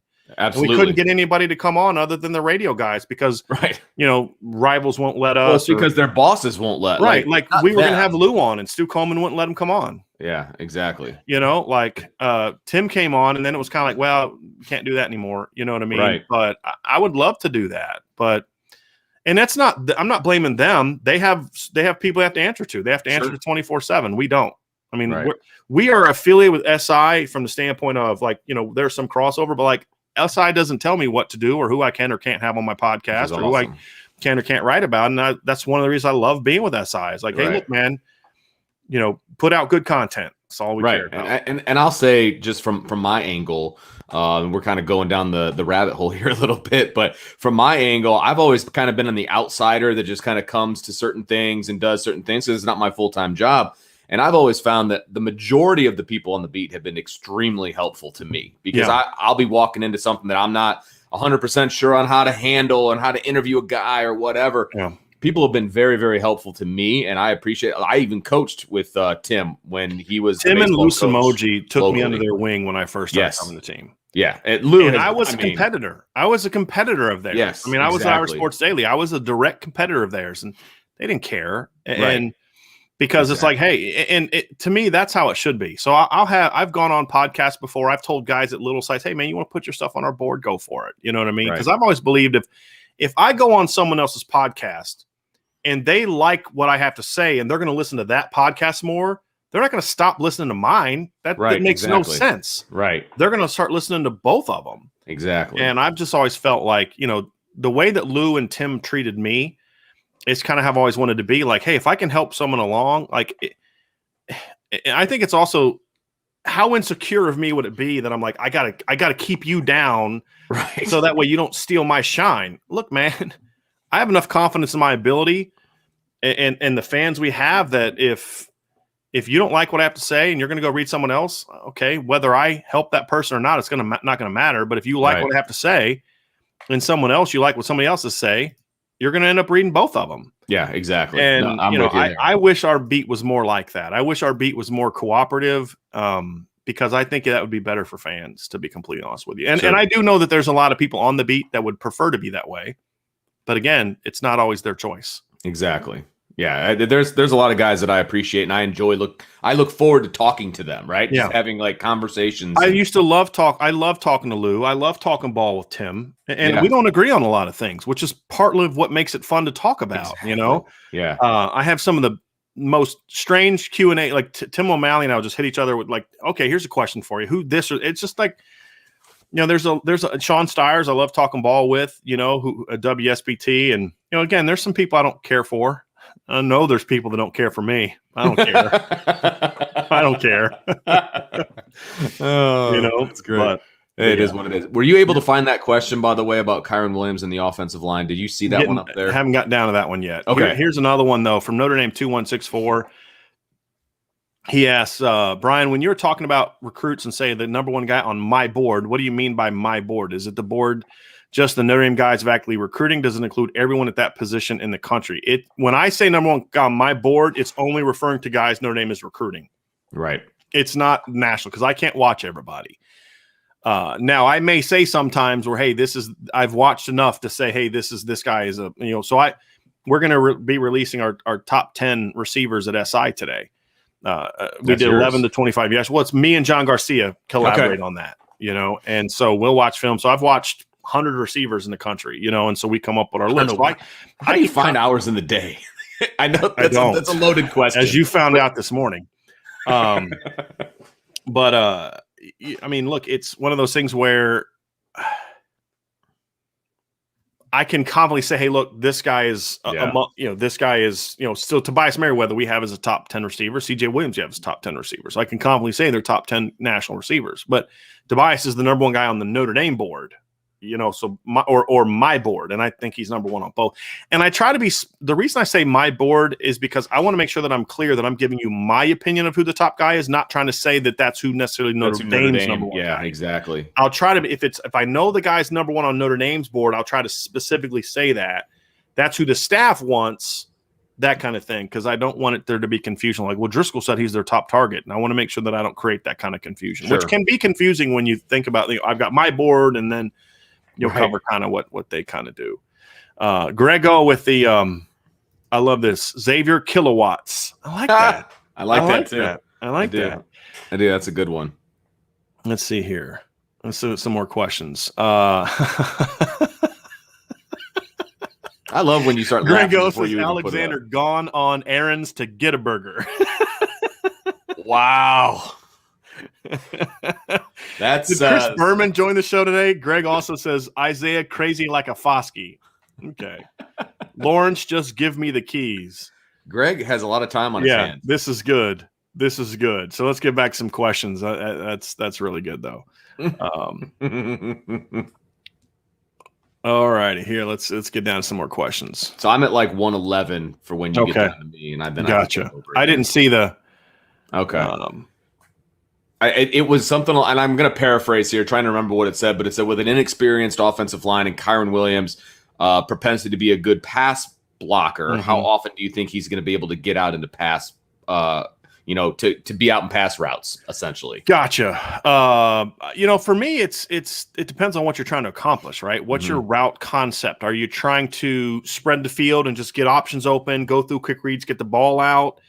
when you're doing that, you're going to want to get your backs out, right? Yeah. If you're trying to run a deep play action concept, or you're trying to run a scissors concept, or a deep smash, or deep crosser with a post over top, then you're going to want to maybe keep your tight end and your running back because then the running backs, when they release, they're going to occupy that second level of the defense, right? Correct. They're going to keep a linebacker up, or they're going to occupy an underneath safety, and then you got to read that high low. Okay, they drop back, we're going to dump it off to the back, or the linebacker's got up underneath the end cut, so we're going to hit the angle route or the crossing route or whatever. Well, the way you're accomplishing that off of a play action is the run action is getting them to bite down. So the running back is still occupying them, but now it's in a run action and now picking up the blitz kind of thing. So it just depends on the concept. And again, there's multiple ways to beat a blitz. One is to have a running back that can pick it up, right? And that's one way to do it. And there are times when you need to do that. The other way to beat a blitz is if you want to bring 6 guys or 7 guys on a blitz, yeah, we can keep our tight end and our running back out. But what we can also do is I can just go on a free release, swing that running back, and just have the quarterback catch it. You see the blitz, just get rid of the ball. And now you're going to have a guy coming from 15 yards trying to tackle Kyron Williams in space. Because they don't have enough guys to cover because they're sending them all at the quarterback. I mean, It's a numbers game. Right. And you have to be savvy enough as a play caller to know when to try to do the other, but then also have your quarterback coached up well enough to say, hey, you see this, what pass concept we got going. Because the quarterback has to know who's getting blocked and who's not getting blocked. Right. So then as long as you block the guys you're supposed to block, the quarterback can throw off of the guys that you're not blocking. So like in a 6-man protection, you're keeping Kyron Williams into blitz, all right? We talked about this a couple weeks ago. You have a Mike protection, and we'll draw that up one of these days. But essentially it's the offensive line is blocking the 4 down linemen in the middle line, the Mike linebacker, which is why they identify here's who the Mike is, because they're identifying you guys have this guy. It's quarterback. So then that's telling the running back in a Mike protection, because usually in a Mike protection, your running back will stay in as well. He's then going to block to the call side, the inside to outside, meaning inside backer. If he comes, if he doesn't come, I'm looking outside. If that guy doesn't come, I'm check releasing, right? But if the inside guy comes, I pick him up. And if the outside guy also comes, quarterback knows that's mine, right? If both of them come, quarterback's got to know again, or if only one of them comes, quarterback's got to know, okay, the outside guy came, the inside guy didn't, the running back's got that guy. So you don't throw hot off that because you don't have a need to. So the quarterback has to know who they are and aren't blocking. And as long as you do that, there's things you can hit them with crossing routes. You can hit them with angle routes. I mean, we saw Chip Long do this a little bit. Tommy Reese did this. I think it was against South Florida this year, but they were bringing a blitz. And he just ran an angle route right behind it and just hit them, quick route. And that's you just have to have different ways to attack. You can't just do it with a running back every time. You can't just do it with free releases every time, because then they can play those. They'll say, okay, well, we're going to fly somebody down to take away that swing route, and then you're not going to have enough time to get the ball downfield. You're going to get sacked. Right. You have to have different ways to mix it up, and that's what good play callers do, in my opinion. Excellent. Thank you, sir. Brandon, I don't know what you're referring to, the $1,000 super chat. Yeah, I didn't know what that meant. Did we miss either. a question of his? So Brandon, if you sent a question that we didn't answer, resubmit it, because I'm not sure what you're referring to there. So we'll try to get to that. Yeah, that was one of the first ones that was back on when I got bumped down, so I didn't know what he was referring to. So okay, let's see. We got any more here, Vince? Like I said, I'm at 111. Okay. If you want me to put that up. Let me see here. Coleman Smith says, "Can you explain how we lost out on Jake Taylor? Just he liked Oklahoma more, I think they did a better job in, recruiting him. I think he came in liking Oklahoma better. I'm more referring to just how your a battle isn't won or lost on the visit. The visit is the culmination of the battle leading up to that point in time, and they never built much of a connection there. They never built the same kind of relationship. He was more enamored with the Notre Dame tradition than he was with Jeff Quinn or Tommy Reese or Brian. I mean, and you're going to lose some of those. And look, and Notre Dame fans don't want to hear this, but right now Oklahoma has a better O-line tradition based on who's there. Meaning the vast majority of Notre Dame's established tradition on the offensive line was built during the Harry Hiestand era. I mean, it's just a fact, Even the guys that were all drafted this year were all guys Harry Hiestand recruited, okay? Well, the guy that's built up Oklahoma's reputation is still there. So Notre Dame's got a little bit to overcome, and that's why this year's so important for Jeff Quinn, because if you can follow up, the Joe Moore finalist last year, now the whole O-line's all yours. If you go out and put another O-line, a really good O-line on the field, then now all of a sudden you're building up your reputation for what you do. Right. But on the recruiting trail, the reality is it's very easy to negatively recruit against Notre Dame's offensive line right now. They were mediocre in 2 of his 3 years. They happen to have a lot of veterans. They brought in a Harry Heastand disciple and Jeff Quinn. I know this is being said. And look, as good as that O-line was last year, none of those guys went in the first round because he's not Harry Heastand. Now, that may be as Notre Dame fans, we may say, hey, well, that's not because this, and that all may be true. But just because it's true doesn't mean that that's not what an 18-year-old is being told by the other teams. Exactly. And so, I mean, that's why this year is going to be so important for Coach Quinn. So important for Coach Quinn. We may be a little late on this one. Kai S. He says, I'm working in South Bend today. Any recommendations on the best pizza in South Bend? I think it's Polito's, personally. And that's out on Hickory. Rocco's is really good. Rocco's is good. Yep. Yeah. Down Rocco's is more downtown. Midwestern style pizza. Okay. Right. Isn't it when you say? Right. Yeah. Isn't it squares? Oh, no, that's Barnaby's. Okay. Barnaby's is All squares. Rocco's is Italian pizza too? Yeah. Okay. Yeah. Rocco's is good. That's that little place over in South Bend, right? Yeah. Yep. Right before It's you get always into too town. busy after games. You can never Correct. get in there. But That Polito's is over on very Hickory small. over by Notre Dame. I love Polito's. But Polito's and Rocco's to me are the two best in my opinion. I do there not you like go. Barnaby's. That's that place where it's like you can get it like buffet style too, right? It's that little brown looking thing over off Great. Oh, yeah. Barnaby's is. I Yeah. don't like that. Yeah. Yeah. You have to it's very dark in there. It's very, yeah. All right. Let's see. Here's an interesting. Mike Padone says, guys, when I went to the 1990 Michigan game, I met Rick Meyer. We were guests of Vinny Serrato, also Lou Holtz. My friend Tom Lazinski was a friend of Vinny and went and saw Lou. That's interesting. I've only met Lou Holtz once, and that was back when Urban Meyer was at Bowling Green. Lou Holtz came and spoke at one of his coaches' clinics. He is little. I always knew he was little, but he is little. Yeah, he came and spoke at one of the camps. I want to say it was one of the Irish invasions, and I was there in a different capacity.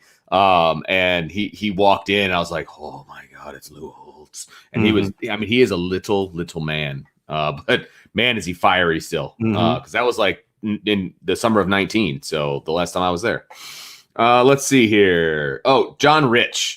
Over the past week, you've mentioned Carson Hensman's name in your offensive prospect list. What makes him back in play? A few weeks ago, it seemed like all 3 Wisconsin kids were off the board. I don't remember having his name in a list.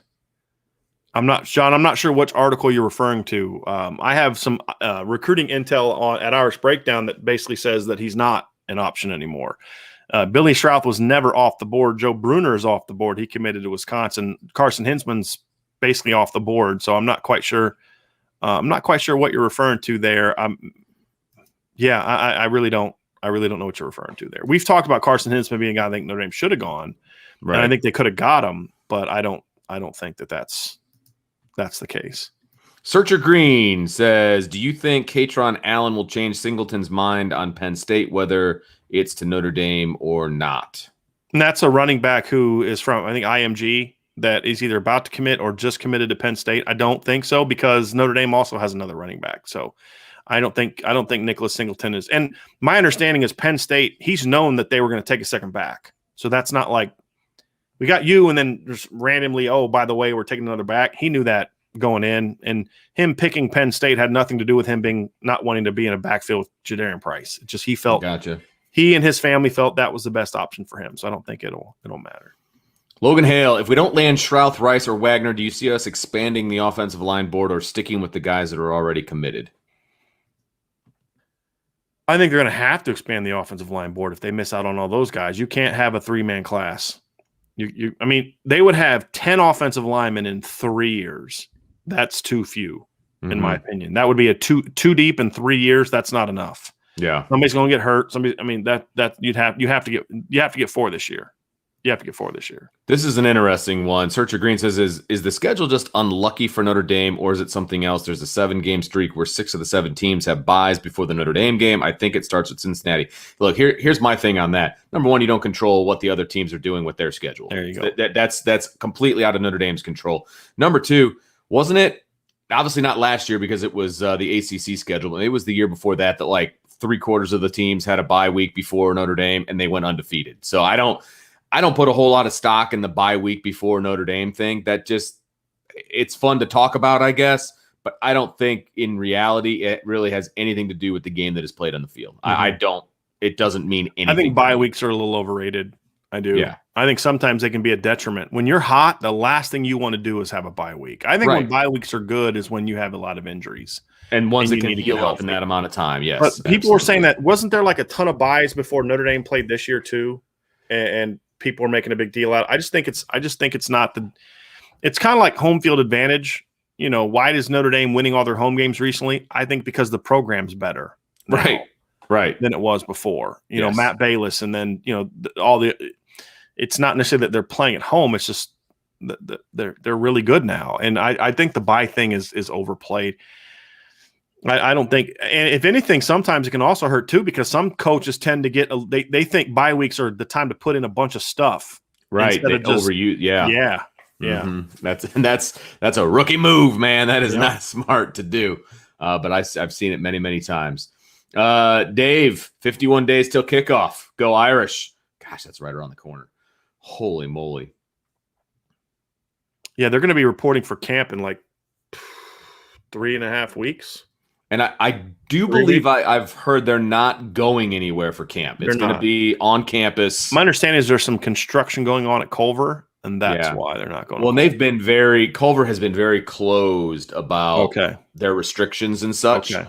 Big time. Like so much so that their high school basketball team only had like 4 games because teams wouldn't play them because of what they wanted them to do. So I have a feeling that's part of it. With everything going on, we're still stay home. Sadly, we're still not through this pandemic thing as far as people's reactions to it and some of the different things going on. It's best for Notre Dame to stay on campus. Yep. You know, stay on campus and have camp here. And the thing is now, Vince, the facilities are such that they don't need to. I agree with that. But when they first started going to Culver, they needed to be out there. And I don't think that's the case right now. I really don't. There's plenty of team building things you can. I kind of like the notion of going to a place because it allows you to kind of go and it's you and the team and you can't go anywhere. People can't go back to their houses every night. Right. But I just think that there's plenty of team building things you can do now that don't require you to just be gone for a week. Well, and you can, look, you can put everybody in a dorm at Notre Dame and you can kind of mimic that togetherness and you can do all that. But anyway. Yeah, I did like the Culver thing. Didn't like to drive down there to watch practice, though. No, it was not fun. I'm just gonna say it. Eating at that restaurant afterwards, that last couple years at BGI, that's different. Doing the live shows with Lou, that was pretty good. That's different. And if we were gonna be going down to Culver, that is something that we were gonna try to do for sure. But anyway. Joseph Salvatore says, "Happy Friday, guys. Thanks for the show. Can you guys discuss what happened with the 23 offensive lineman Alex Birchmeyer? Were we just flat out beat by Penn State? He seemed like a Notre Dame O-lineman." Yeah, he just got beat for him. And that Harry Hiestand got beat from time to time. I mean, Ben Bredeson picked Michigan over Notre Dame. They wanted him, and they're going to lose. The problem that I have is they're losing too many of these battles. That's my issue. Revolver 6238, great show as usual, guys. Thank you, sir. Would Saban be winning at Notre Dame like he is at Alabama? Is it true that he once said that he would crawl to South Bend to coach Notre Dame? I've never heard him say that. If he did, it was early in his career, I would imagine. Right, maybe when he's at Toledo. Yeah. No, look, I do know. I have heard from plenty of people that Nick Saban has a great deal of respect for the Notre Dame program. Just part of the reason he took. Honestly, he took the brakes off. He took his foot off the gas in 2012 and 2020. They could have scored 2 more touchdowns in 2012. He is a Catholic. He has a great deal of respect for Notre Dame. He's a Midwestern guy. I believe he's from Ohio, correct, Vince? It wasn't Nick Saban. Wasn't he born and raised in Ohio? I think he's a Midwestern guy. Because I know his dad coached at Are you looking it up? His dad coached at some D3 school. Like his dad was a longtime coach. He says he's born in West Virginia, but his dad, Lou Saban, I'm trying to find it here. But his dad, I believe, coached in Ohio for a long time at some smaller schools. I'm trying to find it here. Just give me a second. His dad coached at like Northwestern, Western Illinois. Trying to find, where was it? I didn't know he coached at Chowan College. I played against Chowan. I Look did at not know that. that. Small world. Yep. Let's see here. Yeah, I can't find it. It was an Army, Georgetown. Yeah. Oh, anyway, so he is a Midwestern guy. So I think, and he's a Catholic, so there's a lot of respect there, but he's never going to come to Notre Dame. He Not never after would come to Alabama. Notre Dame. And would he have won at Notre Dame the way he did at Alabama in the fact that he would have won 6 titles in a decade? No, I don't think so. I don't think he would have gotten the support right away that he got at Alabama, if that makes sense. Well, yeah, and the facilities weren't there. Right. And look, there are more Southern players in the South. So I'm not saying recruiting at Notre Dame is easy. I'm not saying there aren't certain things you have to overcome. There were for loopholes. It's just that they're not debilitating. They're not things that are going to keep you from winning a championship. And that's really my thing that I've pushed back against for so long is that's more what I have a problem with. Sure. But you could win there. Could he have won a couple titles at Notre Dame? Probably. LSU wasn't exactly known for a championship program, and he won one. And this is what a lot of people don't forget is Nick Saban won a title at LSU. When was the last time LSU won a national title? When was the last time LSU was a national title contender? Yeah. Before he built them into one. He would have probably won a couple titles at Notre Dame, I think. Yeah. But, yeah, he wasn't. He's not coming to Notre Dame. And from what I'm told, Miss Terry was not going to be happy about moving to South I Bend. had heard she makes those calls as well, to a degree anyway, right? And good for him. That's how you run a family. But excuse me, we got a super chat, Brian. I don't know if you want to go down there and hunt for that. Yeah. Jay says, Brian, could you see Billy Schrouth taking his recruitment in the fall to watch a Notre Dame and Wisconsin game to compare each visit? Possibly. I don't think that would necessarily be the reason for it. I think it'd just come down to he's having a hard time picking. I think there's the school he likes, and then there's a school where there's a lot of pressure for him to go to. And I think the Wisconsin staff, the Wisconsin staff did a better job than the Notre Dame. I don't think Jeff Quinn did a good job of closing that one out. Just simple as that. I mean, they thought they were going to get him, and so I think they kind of took it for granted. While the whole time the Wisconsin staff saying, "Come, play for us." Yeah, and I just think Notre Dame's offensive line coach didn't do a very good job. The thing that's keeping him in the game is the fact that Tommy Reese never backed off of him. But offensive line coaches have to have a. I mean, you're not going to get offensive linemen if the offensive line coach doesn't have a great bond. I've said this before. That's a different breed of kid. Offensive linemen are a different breed. Not every kid's that way, but most are that way, especially Midwestern kids. They very much have that unit mentality. And sure. You have to have a lot of trust and respect for the O-line coach. And so you may like everything else about a program except that, and you're going to pick more often than not, you're going to pick the school where you have the connection with the offensive line coach, even if other things aren't the same.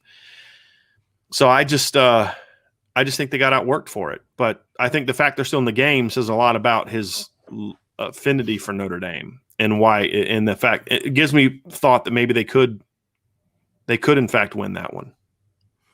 Patrick Barnes says, can you guys start doing a post-game show in the fall as soon as the game ends? We are, not to go too far behind the curtain here, we are efforting that to be the case. There's a lot of moving parts to that, right, Brian? If you're doing it right after the game, you're going to be doing it from the press box, and finding a quiet place to do that is not the easiest thing. Well, as of right now, there's probably going to be a better chance that we're going to do that than we were a week ago. That's a fair statement. So yes, I was thinking that as well, but yeah, we're still trying to figure all that out.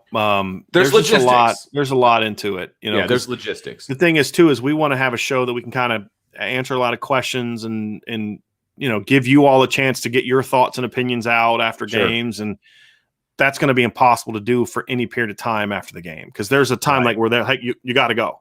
Yeah, right? They kick us out. Literally, they kick us out after. And we can't leave with 20 minutes before the game's over to get home in time to start it as soon as the game is over. So it's going to be impossible to do it as soon as the game ends because we have post-game articles we have to do. Right. But we're hoping to be able to have something where within 20 minutes of the game being over, we can. That's our plan. We can have something. But we will let everybody know our actual plan as we get closer to the season. But we've got a lot. Because this will be our first season with the post-game show. Because in the past we didn't do it, and we didn't do. We live weren't doing shows. this until January, so Yeah, I mean, we didn't start doing live shows till what, like live shows, period. March, Yeah. February, March. Right. So we want to do one. I will put it that way. We just don't know the want to do logistics one. of the when yet. we're We working will on have a post game show this year. Just don't know if it's going to be 5 minutes after the game or 30 minutes after the game or an hour after the game. Right. And how that's going to vary between night games and day games and road games and all that stuff. Because road games present another challenge. Correct. So, yeah. Got another super chat, Brian. Corey D says, you missed my super chat earlier. Who starts at linebacker? I'm sorry about that. I did not see that. Dude, I apologize. And will Avery Davis and Lawrence Keys play at the same time? Davis is good, but more Keys, please. I think you can play them together for sure. Yes. Oh, yeah. I think that there are times when you can, you can go out there and play Lawrence outside. I mean, the biggest play Lawrence Keys has made in his career was a play he made as an outside guy. It was against Georgia. Remember that? The outside go route where he just outplayed the guy for the ball. So I think that's a big one. I think he can do that. I think Avery can do some things outside. I think you can do some things together where you are one guy's inside, one guy's outside. I think there's a lot of different things that you can do in that regard. So I think you can use them together. I think you can use them both in the slot. I think you can do some things where maybe Lawrence is in the slot. We've talked about this. Maybe put Avery in the backfield a little bit. Absolutely. Yes. So, yeah, I mean, are they going to play together for 60 snaps a game? Probably not. But are there times when you can have them on the field together for 10, 15 snaps a game if they're two of your three best receivers? Absolutely. Yeah, no question. Absolutely. Because I think, too, is Avery's more of a true slot. But I think Lawrence's route running ability gives him the potential to be more effective over on the outside. The problem is you can't run the route you've been running, however. You can't run Chase Claypool, Miles Boykin routes, right? Like that. You can't run Ben Skowronek. Yeah, you have to use stuff where he's crossers, drags. You can do comebacks because he's a good route runner. Sure. There's a lot of different things you can do, but you can't. Basically, you can't run big boy routes, right? And there's routes that you can do with a 6'4" guy you can't do with a 5'11" guy. There's things you can do with a 5'11" guy you can't do with a 6'4" guy. That's going to be the key for Coach Reese is, okay, here's my personnel. I don't have a bunch of big boys. I can't run, the stuff we did with Javon and Miles and Chase and those kind of things. We got to do different things because these are the strengths of our players. And I think the Coach Reese understands that. I think he's smart enough to do that. And I think they'll be successful doing that. And Corey, I do apologize that we missed your that was our super chat earlier. Did you answer the linebacker part of that? Who starts at linebacker? Here it is, right here, Vince. We hadn't got to it yet. I want to see more of L. Keys, Will Davis, and who starts at linebacker. So I do apologize about that, Corey. I want to get your other question on there. But who starts at linebacker? I mean, right now, the only thing I can go with is just who kind of the starters were at the end of last year, Shane Simon and Drew White, and then Jack Kaiser at Rover. I mean, I think there's going to be a battle at all three of those spots at fall camp. Yeah, I do too. It's hard for me to say that because I think there is really good competition there. There's going to be a battle there. I think guys are going to be going after each other, and we'll find out. We'll find out if they're going to be able to some of those guys can Bo Bauer battle and beat Drew White out. Or, can he at least maybe he doesn't start, but he plays more snaps. That's the other part of this too, Corey. Is there may be times when the starter doesn't play as many snaps as the second guy. That could also happen, especially inside. Well, so that's another part of the question. I think the scary part is there's two returners for three spots.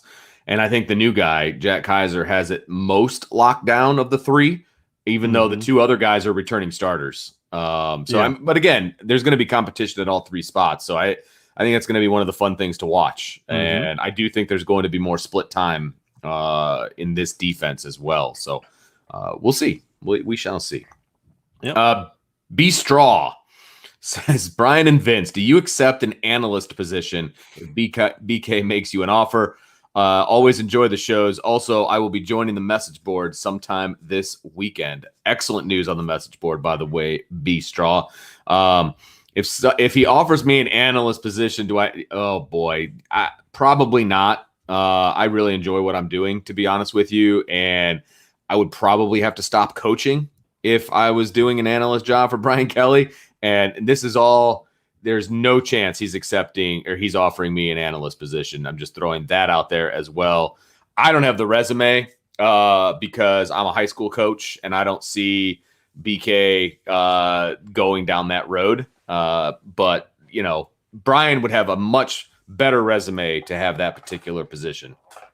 Yeah, Brian Kelly would never offer me that position, and I would not accept if he did. And that's, I mean, that's I like what I do. I like being my own boss. I like being able to work from home. So if I get done and I want to go up and have lunch with my wife, I do that. One of the reasons I got out of coaching was because it was hard on my family, and it's very hard on your family. I mean, that's another thing that Marcus Freeman talked about in that interview with Chris Zorich is, part of me, the thing for me was,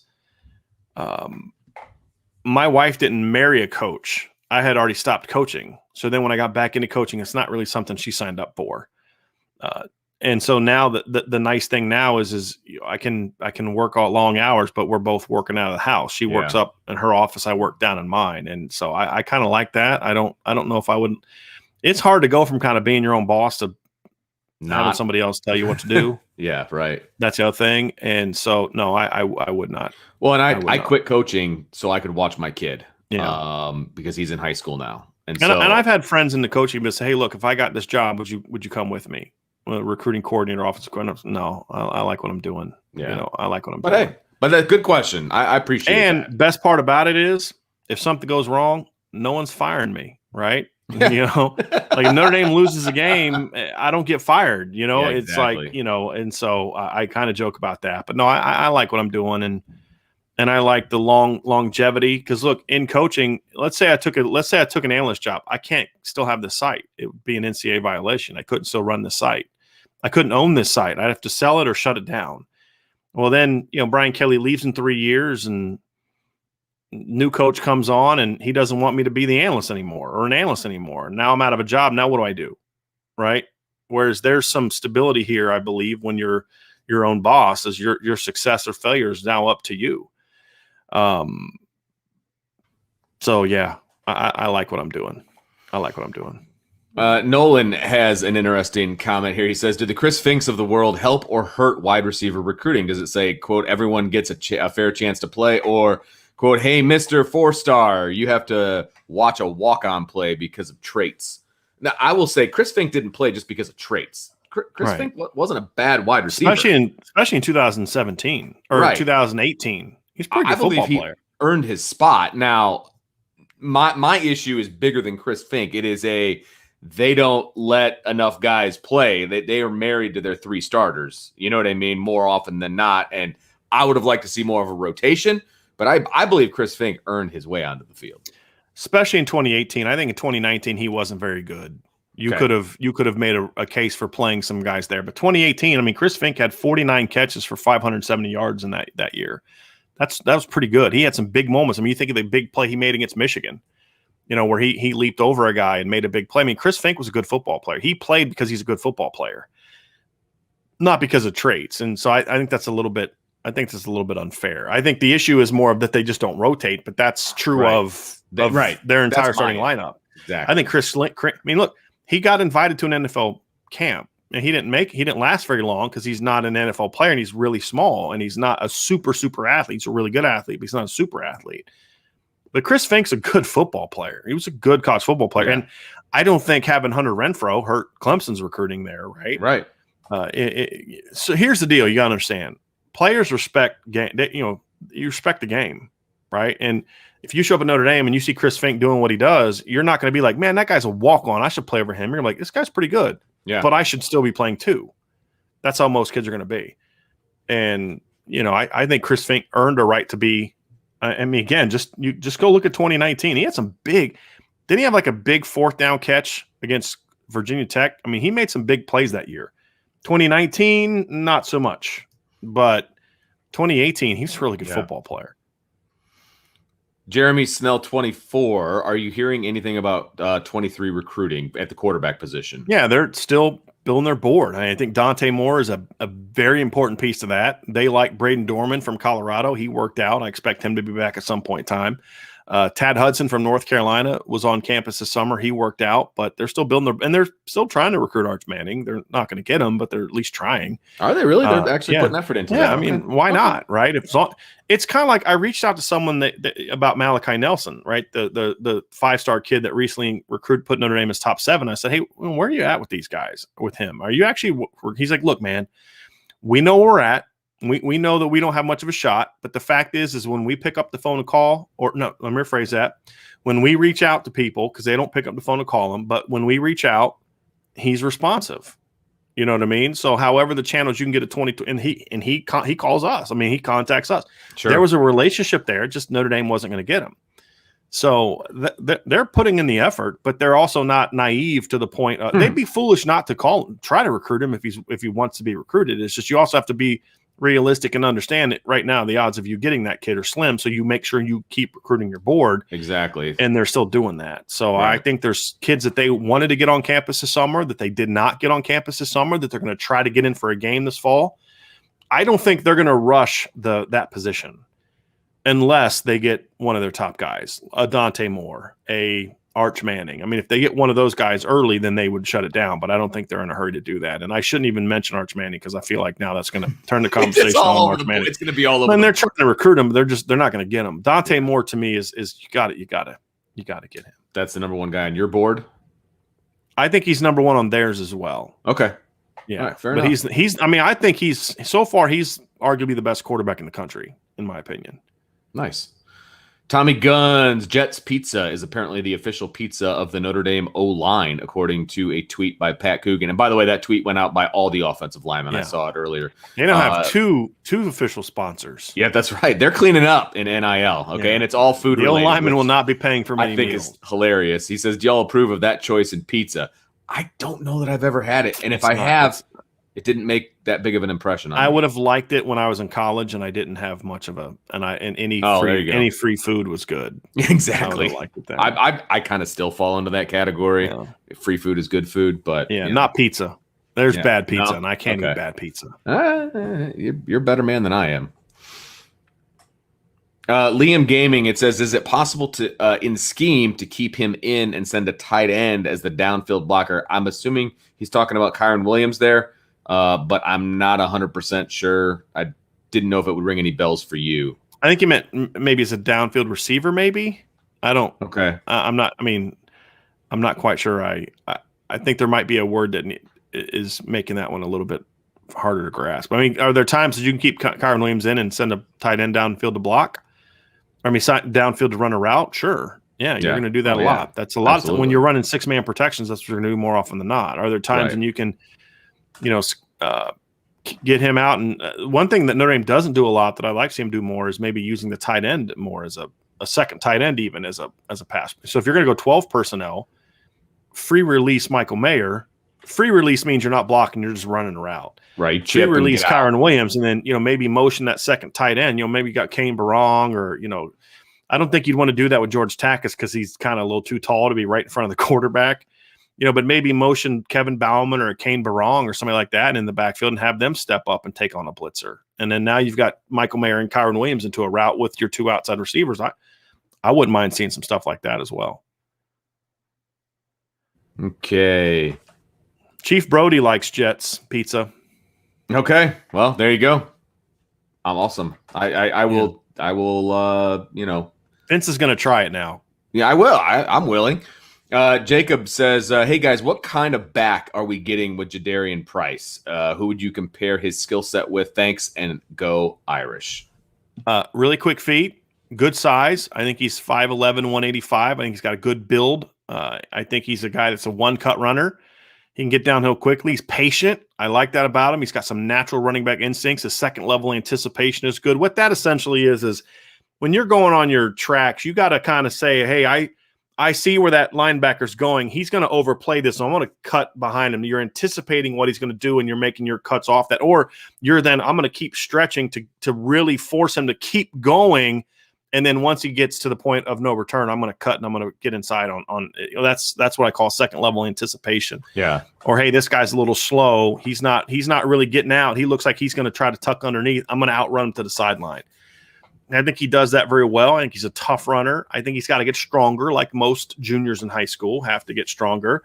There's times, Vince, on film, he lines up at receiver and catches the ball. I don't think he does. He doesn't do it like Kyron Williams does it, but he's pretty good at it. And so I think he's a pretty good all around player. He's just not like explosive. He's not like a he can hit a home run in the way that maybe Dexter Williams did. Good first burst. He's not Chris Tyree or anything like that, but he's a good football player.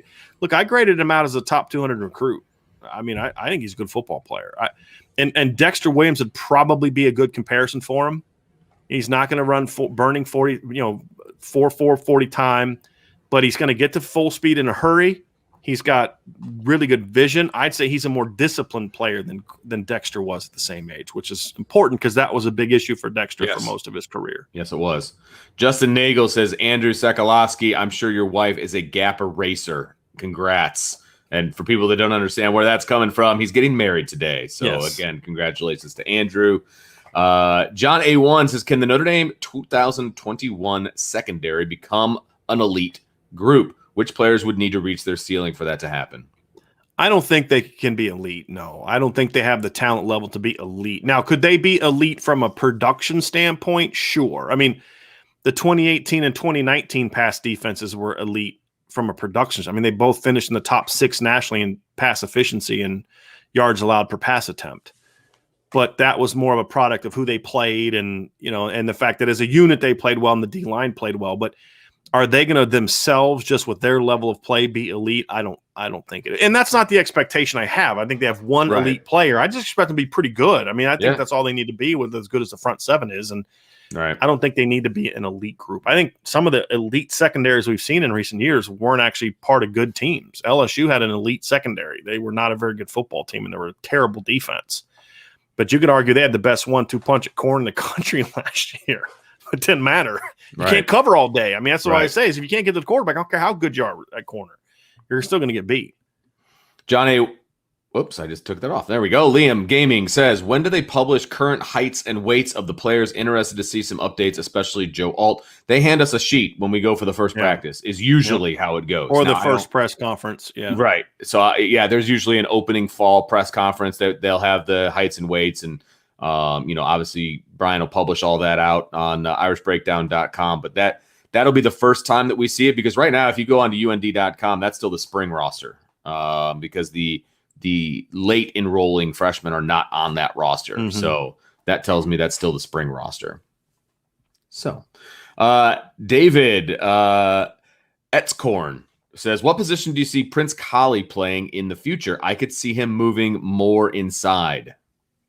Yeah, I've always kind of felt that way. I've always kind of felt I'd start him at Rover. Because he'll start him at Rover, right.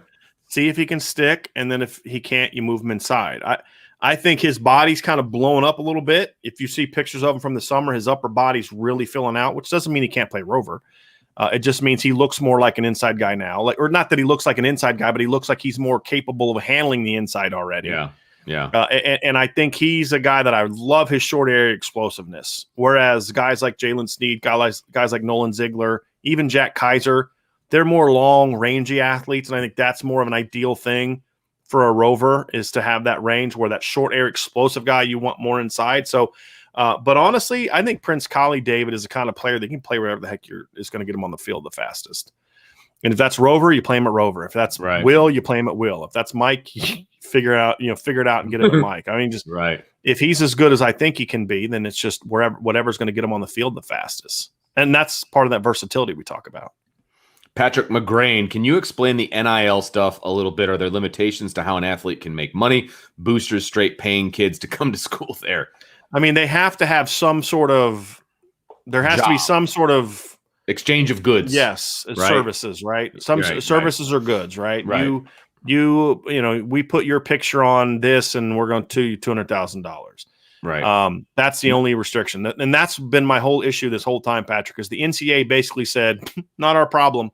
Right. So the only limitations that you have right now are essentially whatever state law is. If there are limitations based on the state you are in and the laws that state has created, it's like Florida's created that law. I think California's there's been states Indiana doesn't have a law. So Notre Dame can do whatever the heck they want, basically. Yeah, the only thing I had heard about a restriction is if like a kid is going to go sign autographs, or if a kid is going to make a public appearance, he can't wear a Notre Dame uniform. Right. He can't like sell action figures of himself in Notre Dame garb. Right.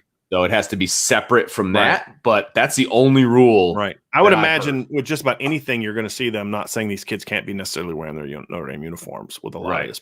But that's a mean, that's a copyright thing. You know what I mean? Like Right. that's a trademark thing, I should say. Trademark thing. Yeah. Because Notre Dame has that. But I mean, that's the problem is the NCAA's basically just said there's just no leadership. Mark Emmert had another comment recently that just like, what? This guy needs to go because he's like, if you were to say, hey, if you were to tell me, so Mark Emmert is a plant whose objective is to destroy the NCAA, I would ask you, okay, that's conspiratorial. However, would he do anything different than what he's already done or not done if that were the end game? You know, it's a joke. I mean, it's just the cowardice and lack of leadership from the NCAA is just because they don't want to piss off Congress because they don't want to lose their don't want to lose their money. It's all about money. We've always known this, but it's now obvious to everyone that the NCAA doesn't give a rip about players or integrity or any. They just want as big a cut of the pie as they can possibly get, and they're afraid that they're going to tick off Congress or something like that, and they're going to lose an even bigger cut than they already think they're going to lose. Got another super chat, Vince, from Lucas Chapman. Yeah, I think Michael Mayer is really going to open up the offense, not just from a production standpoint, though. 87 on the field will help the receivers. I agree. 100%. And one of the things we've talked about, Lucas, and I wonder if this is kind of where you're going with this one is, and I think he probably is, Vince, is I would expect teams early on to be focusing on two guys on offense, 87 and 23. And so when you're running routes with 87, you anticipate that they're going to be keen on that guy. So maybe the first play of the game, right, the first time you're going to throw the ball, you know, you run him on a little 12-yard in cut thinking he's going to occupy that safety and bang a post route right over top of it. Oh, Avery Davis, Lawrence Keys, whatever. Yeah, absolutely. So, I mean, I'd love to see something like that where you know, and again, that's you anticipate that. So, hey, let's test it out, right? Because the thing is if the safety bails, then you've got Michael Mayer one-on-one and you hit him on a 12-yard in cut. I mean, you read it out. But I would do something early on to say, hey, we know what you're going to do, okay? We know what you're going to do, and we're prepared for it. So that's why I would run some kind of concept like that. Yeah. And say, hey, look, good luck with this because we know what you're going to do. And he ain't a one-man show or a two-man show. We got other guys. And Lucas's point is correct. I think that's why we talked about this too. That's why I don't think you're going to see a lot. Michael Mayer's production may not be big early on. It may come later as other guys step up and take some of that pressure off of him. Because Michael Mayer is the known commodity. Right. They know what he can do. If he catches 8 balls in the opener, he's either the greatest tight end to ever play the game of football or Florida State's coaches don't know what they're doing. I mean, I'm saying, look, 87's not going to beat us in the pass game. Yeah, you have to pick that guy. Look, again, a peek behind the curtain. What do coaches do when they're breaking down film? One of the things that you do is you're like, okay, who's the guy that's going to beat us the most? And you got to take that guy away. Like that is that's number one as to what you're looking at when you're game planning. Whether you're an offensive coordinator saying, okay, we can't let that guy beat us, or whether you're a defensive coordinator saying we can't let that guy beat us. Who their guys. We have a freshman left tackle, and they have the best pass rush in the country. Okay, right. If we leave him on an island for 60 snaps a game, then that's on us. That's not on him. Exactly. Right. We're not going to let that left tackle. We're not going to let that DN beat us. You're going to have to beat us with someone else. And Northwestern did this a couple of years ago against Chase Young, where they basically were like, we're with Rashawn Slater, and then they had tight ends, and it's like, look, he's not going to beat us. Somebody else is going to have to beat us, and that's good coaching. I mean, Alabama did that, right? I mean, they kind of did that, like, hey, look, we're not going to let Kyle Hamilton beat us. We saw teams do that against Jeremiah Wusu-Koramoah all year. They tried anyway. Right. Hey, we're not going to let him beat us. And it's the same thing on offense. Like, hey, you're not going to beat us because of this guy's beating us, and the best teams are the teams that have weapons. Say, if you want to take this guy out of the game, that's fine because we're going to rip you with these 3 guys. And if you think you're good enough to take our top 2 guys out of the game, that's fine because our 3, 4, and 5 are better than your 3, 4, and 5. Right. And that's what good coaches do. And you don't wait till it's too late. You anticipate that, and you have a plan for that. And if they don't try to take that guy out, then that's fine. Then you go off with that guy.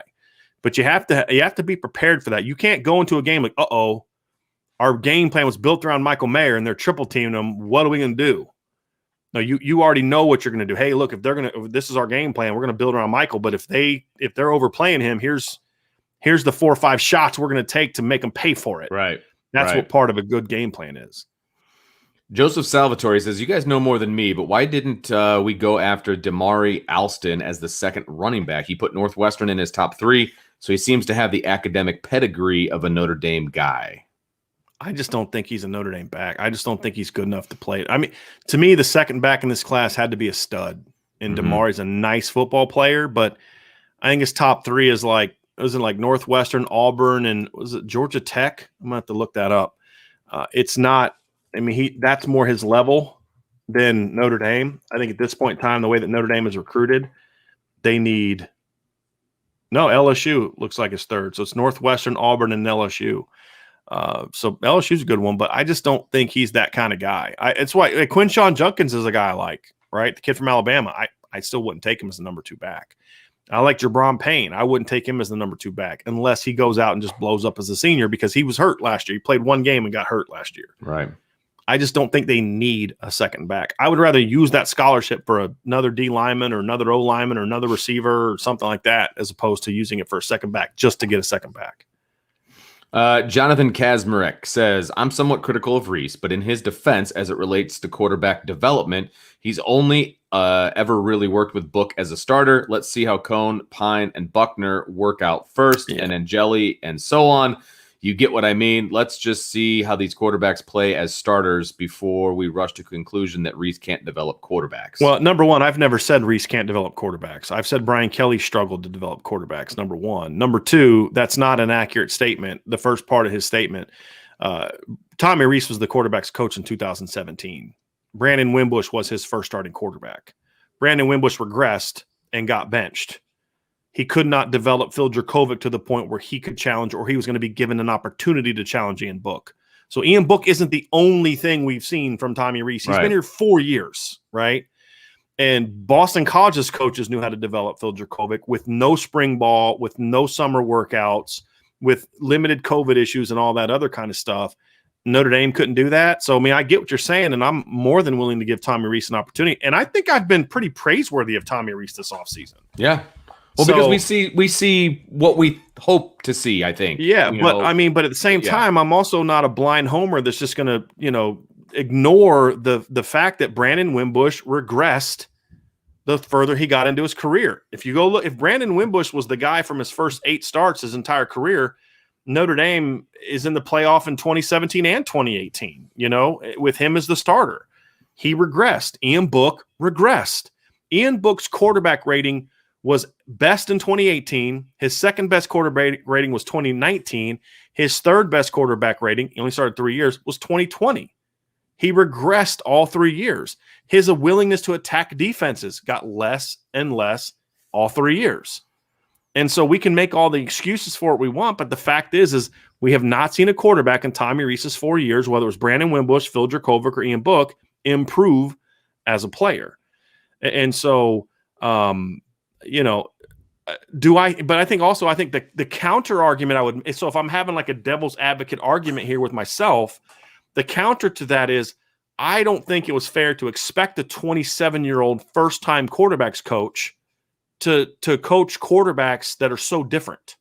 Well, he was younger than that when he first got the job. I mean, yeah, I think that's he's true. 28 now, right? But he's 29. I think he's 29 now. I think he recently turned 29, but it's still the point stands. Right. So that would have made him 25 before his first season at Notre Dame. You're asking him to coach Brandon Wimbush, who's completely over here on the spectrum of quarterback, and then over here on another spectrum of quarterback is Ian Book, and then you bring in Phil Dracovic, who's just kind of like this hybrid guy that it's almost like just get out of his way, right? And they weren't willing to do that. So I look at it and I say, I don't think it was fair to put him in that situation, but the fact is when you're a young coach, you kind of coach what you know. When had he ever been around a quarterback like Brandon Wimbush? So that's the defense I would make of him. When had he ever been around a quarterback like Phil Dracovic? I don't think he had. Ian Book, he's been around a quarterback like that since he started playing football. He's looking in the mirror. There's some similarities there, although Ian was more athletic. But the style of play was similar. Sit in the pocket, that's what he wants to do. Now we'll see if he can learn, if some of those lessons he learned will help him do a better job with Tyler Buckner. Another offensive play calling question. It's at Notre Dame 2164. Did it seem to you guys last year that Notre Dame didn't game plan for specific teams offensively, we tried to score on Alabama the same way we tried to score on Boston College. I think by that time of the year, they felt they were so limited in what they had personnel-wise that they just thought their best chance to win that game was to grind the clock out. I think that's what it boiled down to. If anything, I would actually say that they were far more open against Boston College than they were against Alabama. I mean, they were doing things against Boston College. They were putting Kyron Williams in the slot and having him run ISO routes over the middle. Remember that, Vince? They banged a 12-yard in cut over the middle to Kyron Williams. They didn't do that against Alabama. Right. I thought if anything, if they would have had a better game plan, a more aggressive game plan, I think that would have been their chance. I think that, look, you didn't have Braden Lindsey. He was not healthy. You didn't have Kevin Austin. They didn't trust Lawrence Keys. I think those were all mistakes, right? Like some of those things were mistakes, not the injuries, but not trusting Lawrence Keys, not playing the young guys more. Those things to me were all problematic. Not giving Chris Tyree more snaps. I would have done things in that game where I'd have put Kyron Williams in the slot and had Chris Tyree running a ball that Alabama hadn't seen before. Tyree was completely underutilized. There was just no creativity there, but I think that was more of what Brian Kelly wanted, which is, hey, look, let's just get out of this thing and let's control the clock. Let's hope our defense can force a mistake, and then we're going to limit their possessions because we know that they're going to be able to score. Going to limit their possessions and try to win it that way. To me, they coach like a team that just didn't want to get blown out on offense. Correct. I agree. And the comments afterwards, to me, solidified to that. Vince, proved that because he said, well, they scored this against us, and it felt like they, mission completed. You know what I mean? And that's unfortunate. that's where I'll stay. We got a super chat, Brian, if you want to grab that. We do. Let's see here. Do we get to? Yeah. Okay. So here we go. From John A1. What's the best way to protect Fisher? Also, what's more important for the O-line assignment: consistency, strength, or length and athleticism support scheme? Ooh. I would say you have to start with consistency and strength. I mean, you can have length and athleticism, but if you're not consistent and you're not strong, you're going to get. I mean, we saw that with Tosh Baker. There's not a longer and there's only one other more athletic tackle on the roster, but Tosh struggled because Tosh doesn't have the strength right now at that position. So I think that's more of the issue there. And O-line play is all about consistency. Yeah, it's like being a pitcher. And strength is so important. Absolutely, so important. Repeating. So I would take consistency and strength all day long in that one. And then the best way to help, I mean, you can help out with a running back. You can help out by putting a tight end over there. I mean, there's different things that you can do. Now, you don't want to do that every time. If you're going to put him at left tackle, you got to trust him. Right. But I would, you can slide your protection to that side to help them out a little bit. You can, maybe set your protection, your mic protections a little bit to have the back to that side. You're going to put the tight end there at times. I think some other things they can do to protect him too is bootleg to him. Mm-hmm. So like, hey, you can't get too aggressive. There's things you can do in the run game to protect him. So hey, we're gonna run play actions at him. So that way we have a back and a tight end going to him, as opposed to running play actions away from him, when he's going to have to be on the backside and he's going to have a little bit of a shorter edge. Have a tight end back there. I think there's things you can do in the run game too. Run a draw or two. Yeah. So if you got guys trying to beat him on the outside, pop a draw on him. Throw screens behind him. Thank you. So if you're going to try to really come at us with edge rushes and really fire off try to be our left tackle, that's cool. We're going to run. There's a couple types that you can do. One is just the old school slip screen. We just have a back check and release behind him. The other ones I'd like to see is tunnel screens. Bring a receiver inside, just right behind that guy. So I think there's a lot of things you can do schematically to protect your left tackle. You're not just going to line up and we've talked about this, half rolls, sprint outs, things like that, where you're actually running away from him, and all he has to do is just kind of backpedal and not let anyone get to his outside, which is super easy to do. To where then if you think in quick game, it's going to be easy for him to do quick game. So at that point in time, you could get down to where he's only got 8 or 9 pure pass sets in a game. I mean, that's the thing. If you throw the ball, let's say 35 times in a game, 8 of them are RPOs. Okay. So that's 27 pass set opportunities. You run 5 screens. That's 22. You run 3 or 4 sprint outs, right now down to 18. You're going to run 3 or 4 bootlegs. Now you're down to 4. You know what I mean? Like, you see what I'm saying? So, like, and then there's going to be a couple play actions where that's not a true pass set either, because you're going to be having double teams right. I mean, so now you're getting into single digits just right there on the number of times he's just straight up 5-6 man protection, dropping back, and I got to block that guy. So I think those are all the things you can do schematically to help protect a young tackle. Yeah, young. Yeah. But I think the biggest thing is the RPOs and the quick game and the screens, just practically speaking, are the two best, where you're not doing just because what you don't want to do is a bunch of 7-man protection. We got to keep a tight end in the back end all the time, because now you're really hurting your offense. I absolutely agree with that. I think the RPOs is a big piece of that. I think the screen game will be a big piece. I think those are the two that I would look at first and foremost. M. Kostrub. Notre Dame is number 2 in the 22 recruiting rankings. Should we expect that they stay that? Okay, back it up. Should we expect that to stay the case, or at least top 5? A quick look shows they have more 4-star commits for 22 than previous seasons. I think there's a couple things in that. I think number one is, how do they finish?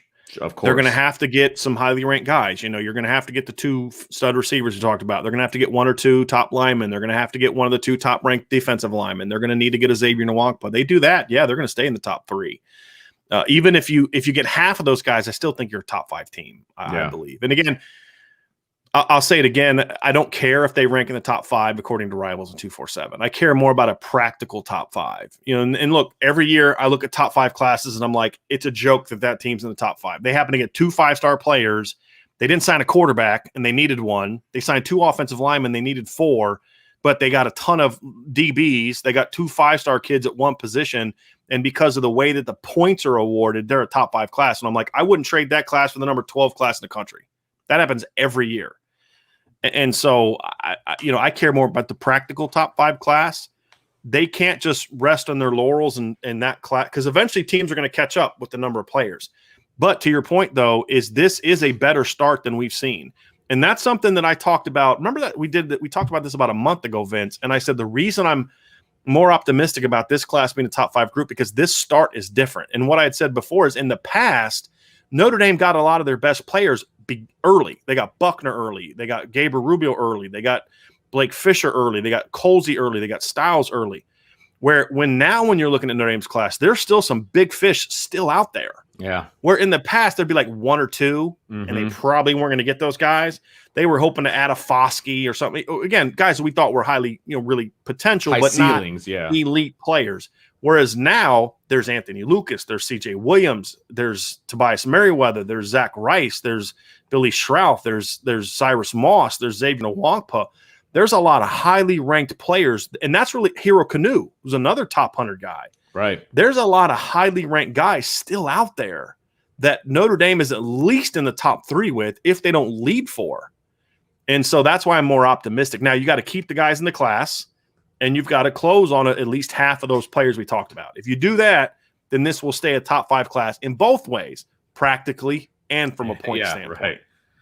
Dynasty ISP says, if money was no concern, what would you want Notre Dame to add to the program for the players? Clemson has the slides. Bama has this amazing hot tub room, maybe an updated gaming room. For me, I would put in a gourmet kitchen where the guys could just eat and eat healthy. Don't get me wrong. I mean, not like a bunch of crap, but like they could eat whenever every they need single to eat. Meal.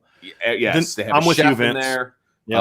The nutrition. It's all about side the of nutrition things. part. Yeah, that's where I would invest a ton of my money. I mean, look, the game stuff is fine, but like, you're at Notre Dame, you're not going to have as much time to spend in there as you are at other places. Exactly. And that doesn't help you help you win football games. Yeah, exactly. It doesn't help you win football games. So I think the nutrition piece, and again, that's something else that I've had a couple trusted sources reach out to me and say, hey, look, these things you're complaining about, they're taking steps to that, which is great. I mean, that wasn't saying it like in a bad way, but like, hey, like the point being, they recognize this is a problem, that they're not where they need to be. That's what they're focusing on. And I think Brian Kelly has kind of taken parts of the program and said, okay, I need to fix this first.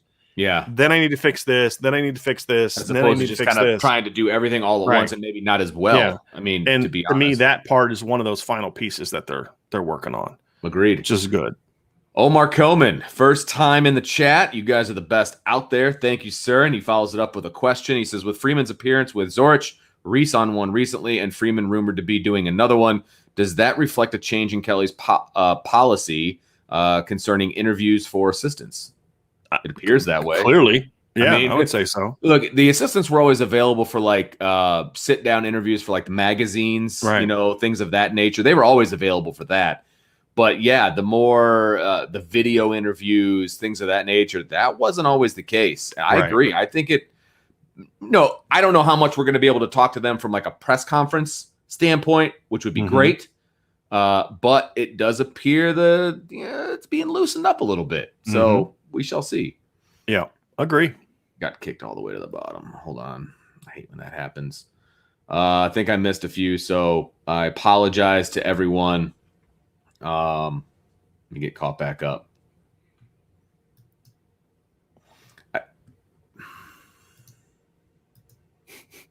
How far down did you get booted? 203.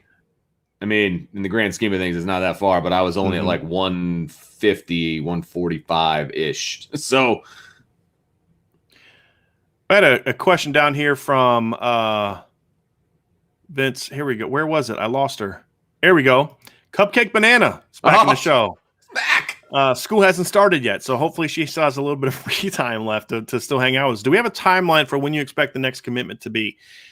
The only player that I know of that has a timeline is CJ Williams. Okay. CJ has talked about making a commitment. I believe it's in making a commitment in August and then announcing in September, or committing in July and announcing in August. I always get it confused. I know August is going to be part of that. I just can't, I'd have to go look again at my notes if it's August and then an announcing, because I think he said he's going to silently commit and then announce later, which is what a lot of these kids are doing. I mean, most of these kids are doing that. Yeah.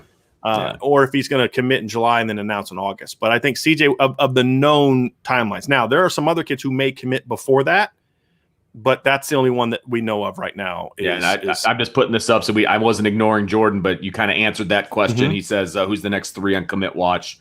You kind of answered that, so. Yeah, well, just to reiterate, obviously Billy Schrouth is one, and then the 2 receivers are the next 3. And not so much that they have said that they're going to commit. CJ has. Tobias is not. Tobias has said he's going to commit in the summer or in the winter. But my hope is that Notre Dame can still convince him that to commit sooner rather than later.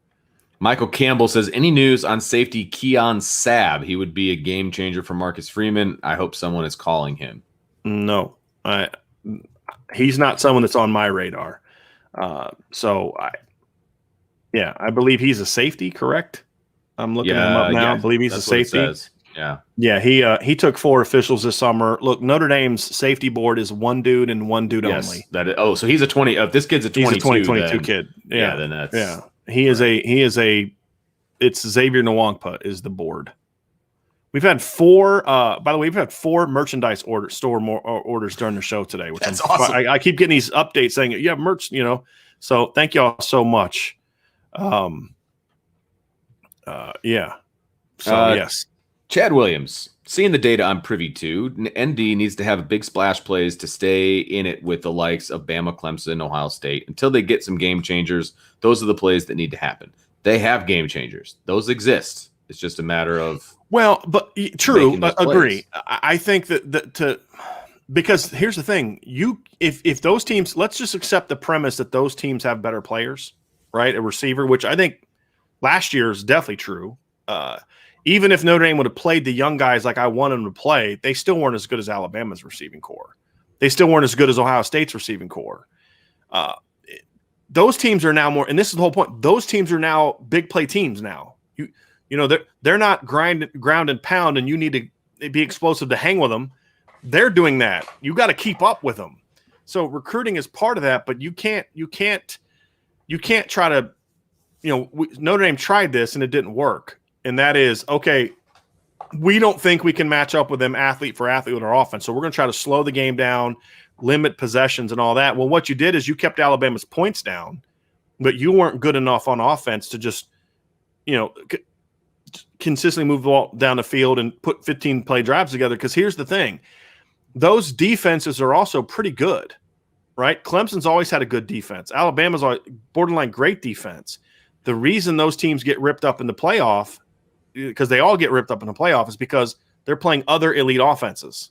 Mm-hmm. Well, so you're not going to get into those games and do this ground and pound thing and expect to win that game because you may hold them to 31, but you're not sniffing 31 with your offense if you're not able to create big plays because you're playing right into Alabama's hands on defense.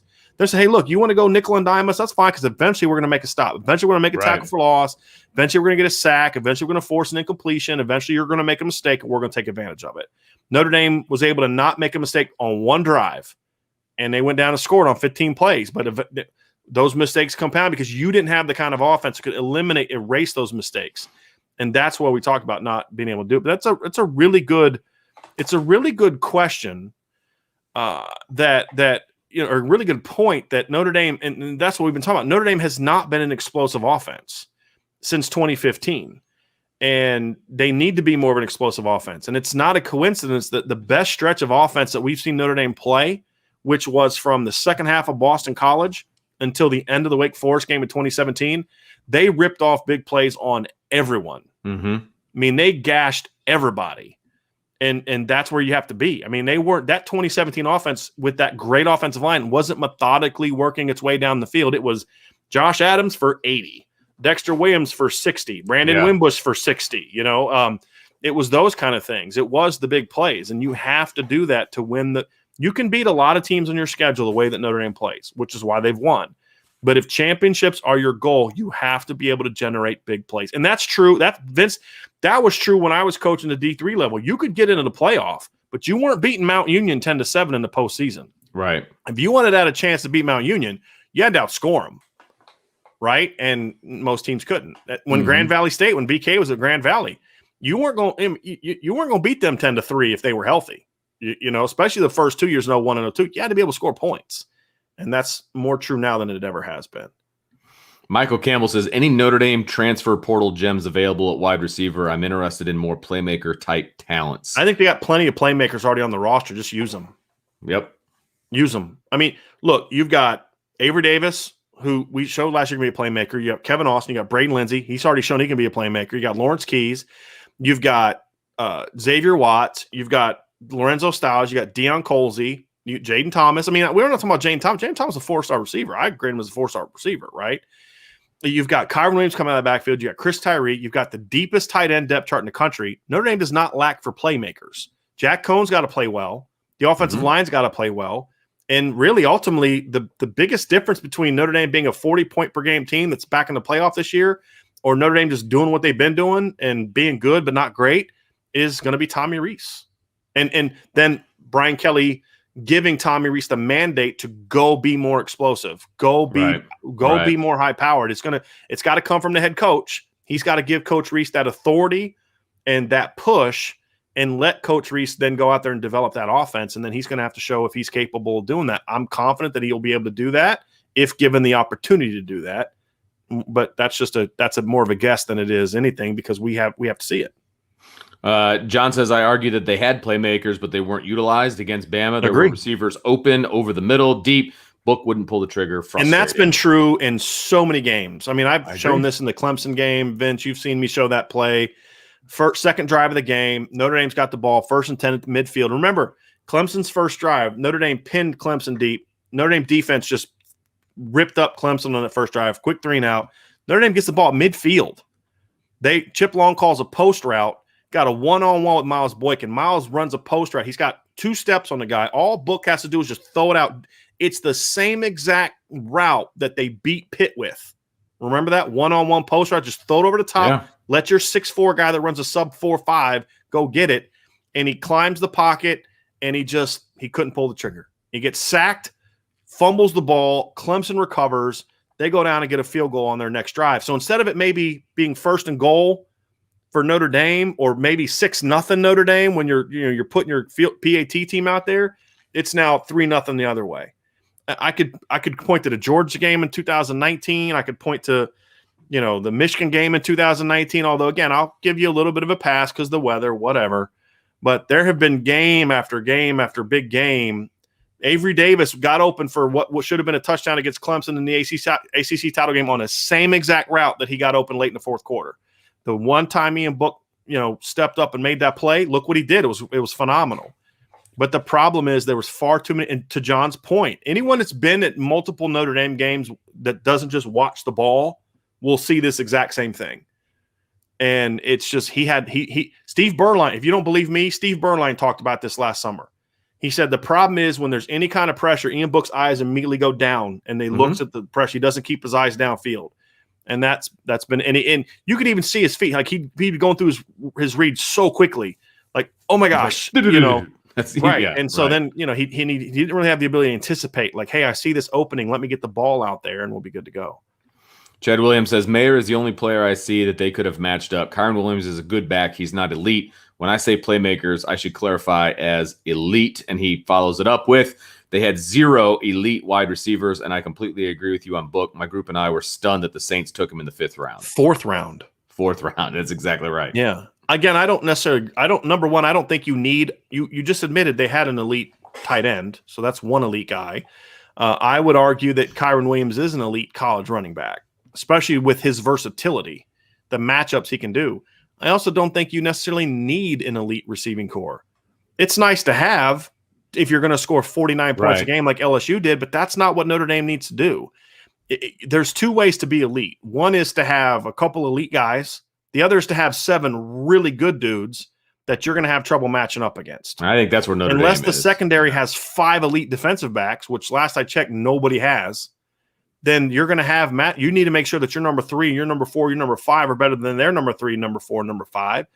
And look, you say, well, they don't have elite players. Well, Javon McKinley looked pretty dang good shredding Clemson in the first game. They just didn't have a similarly aggressive game plan the second time they played. And then the one time you threw a deep ball to Javon McKinley against Alabama, what did he do? Caught the ball, made a catch down the field. They didn't really utilize Michael Mayer as much. Well, they didn't throw him as much, but there's Chris Tyree is an elite playmaker. I'm sorry, the guy ran a high 4.2 at the opening one year. His worst times are low 4.3s. That's an elite playmaker. You gave him 1 touch in the first half. He went for 27 yards, right? I mean, they had a lot of very good players. No, they didn't have as many elite players, but I'll tell you what, I'll take Notre Dame's 3rd receiver last year over Slade Bolden. I'll take Notre Dame's top 4 tight ends last year over Jaleel Billingsley, the number 1 tight end for Alabama. So, again, they had the better top guy, but Alabama had 1 elite receiver last year against Notre Dame. 1. That's it. John Mechie's not elite. Slade Bolden's not elite. Their tight ends aren't elite. Devontae Smith was. Because remember, Jalen Waddle didn't play in that game. He was hurt. All right. He didn't play again until the championship. Right. Yeah. And he wasn't 100% then either, but he didn't play against Notre Dame. They had 1 elite receiver. That's it.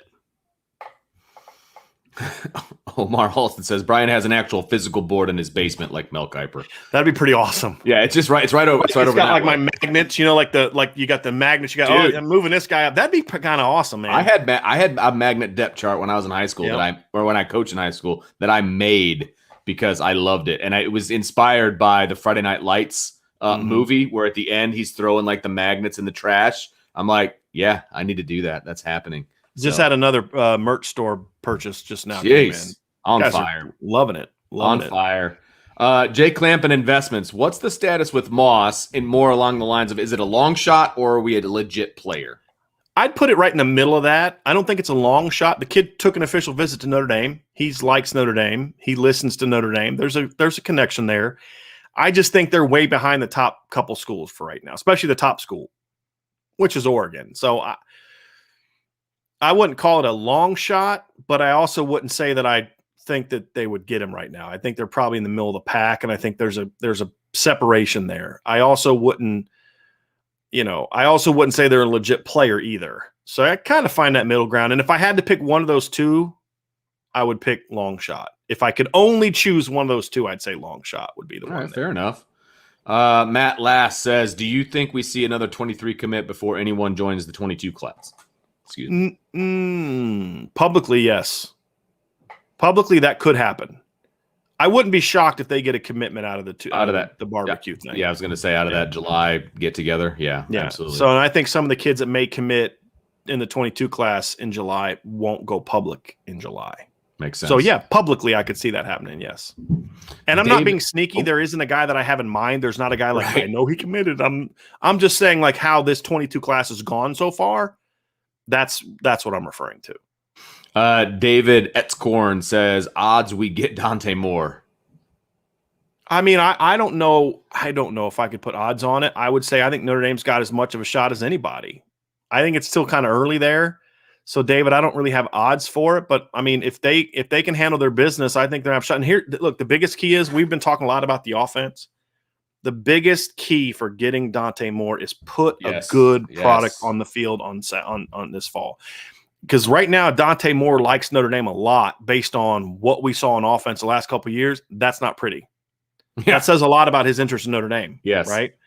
If you can then go out there and Jack Cohn's ripping some people up and your playmakers are making plays and and again, part of the good product is the recruiting class in front of him. You go get a CJ Williams, you go get a Tobias Merriweather. Now you got good recruits he's going to play with.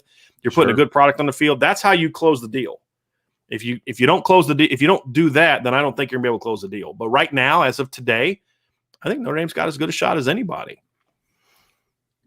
D-Rock wants to know when Jack Swarbrick's contract is up with Notre Dame. I don't know. Chad says he's year to year. That's possible. I honestly don't know. But I think Jack Swarbrick's in a situation where he's going to be the athletic director as long as he wants to. And you know what? He's earned it. And I don't have any problem with keeping Jack Swarbrick Look, around. I have my issues with Jack, just like I have some issues with Brian Kelly. But at the same time, Jack Swarbrick's done a lot. Absolutely. For the Notre Dame. I mean, if you go look at what this entire sports program looked like when he got hired in 2008? Right. So his first full year was that 2009 football season, right? Because he did the whole, we're going to let Charlie have a year and that, right? I mean, you look at the facilities, just the success they've had on the field. We've got a women's basketball championship. We've had, we've had a lot of things going on. The basketball teams had some really great success. We now have new facilities for the basketball program, which is beautiful. Right. The football facilities are outstanding. I'm talking like, I would be willing to bet we're in the billions already.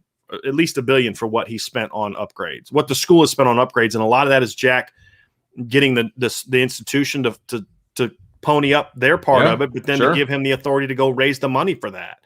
And then of course we've seen what he's done with the football program. Brian Kelly deserves a lot of that credit, but look, Brian Kelly's not doing that if the athletic director doesn't have his back and isn't fighting those battles. Sure. Brian Kelly can't be fighting the battles to get on. He's got to say, hey, Jack, we need this. I mean, and then he's got to make his case to Jack Swarbrick. And then it's Jack that goes, which is what the head coach should do. That's all Brian Kelly should be asked to do. Yep. He shouldn't be the one that has to go before the board, the administration, and please. That's what the athletic director's there for.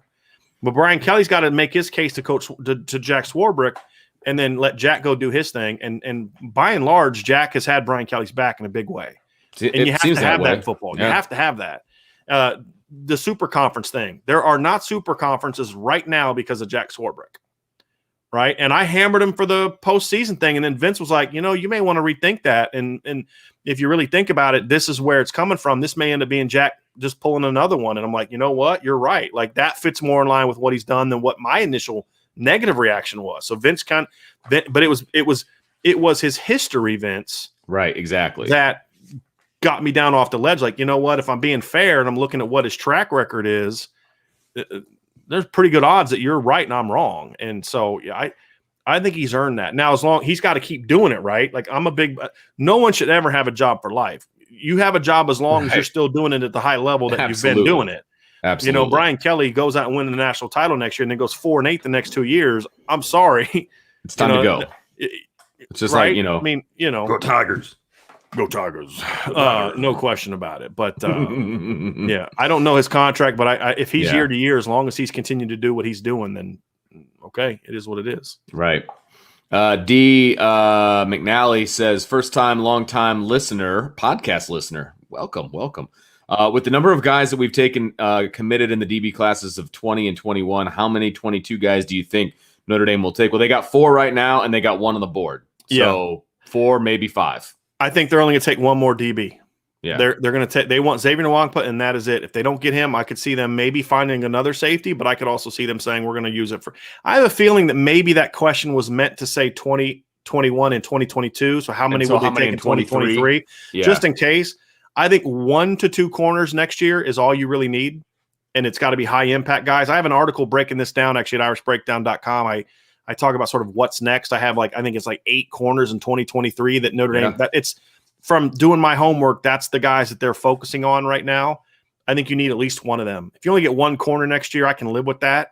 But again, we could see them take 2 or 3 guys. Like maybe they take a Ryan Yates from Texas, who's 6'2", 180, and say, hey, he's going to, maybe be a safety down the road. They are on some safeties. Caleb Downs is a guy they like a lot.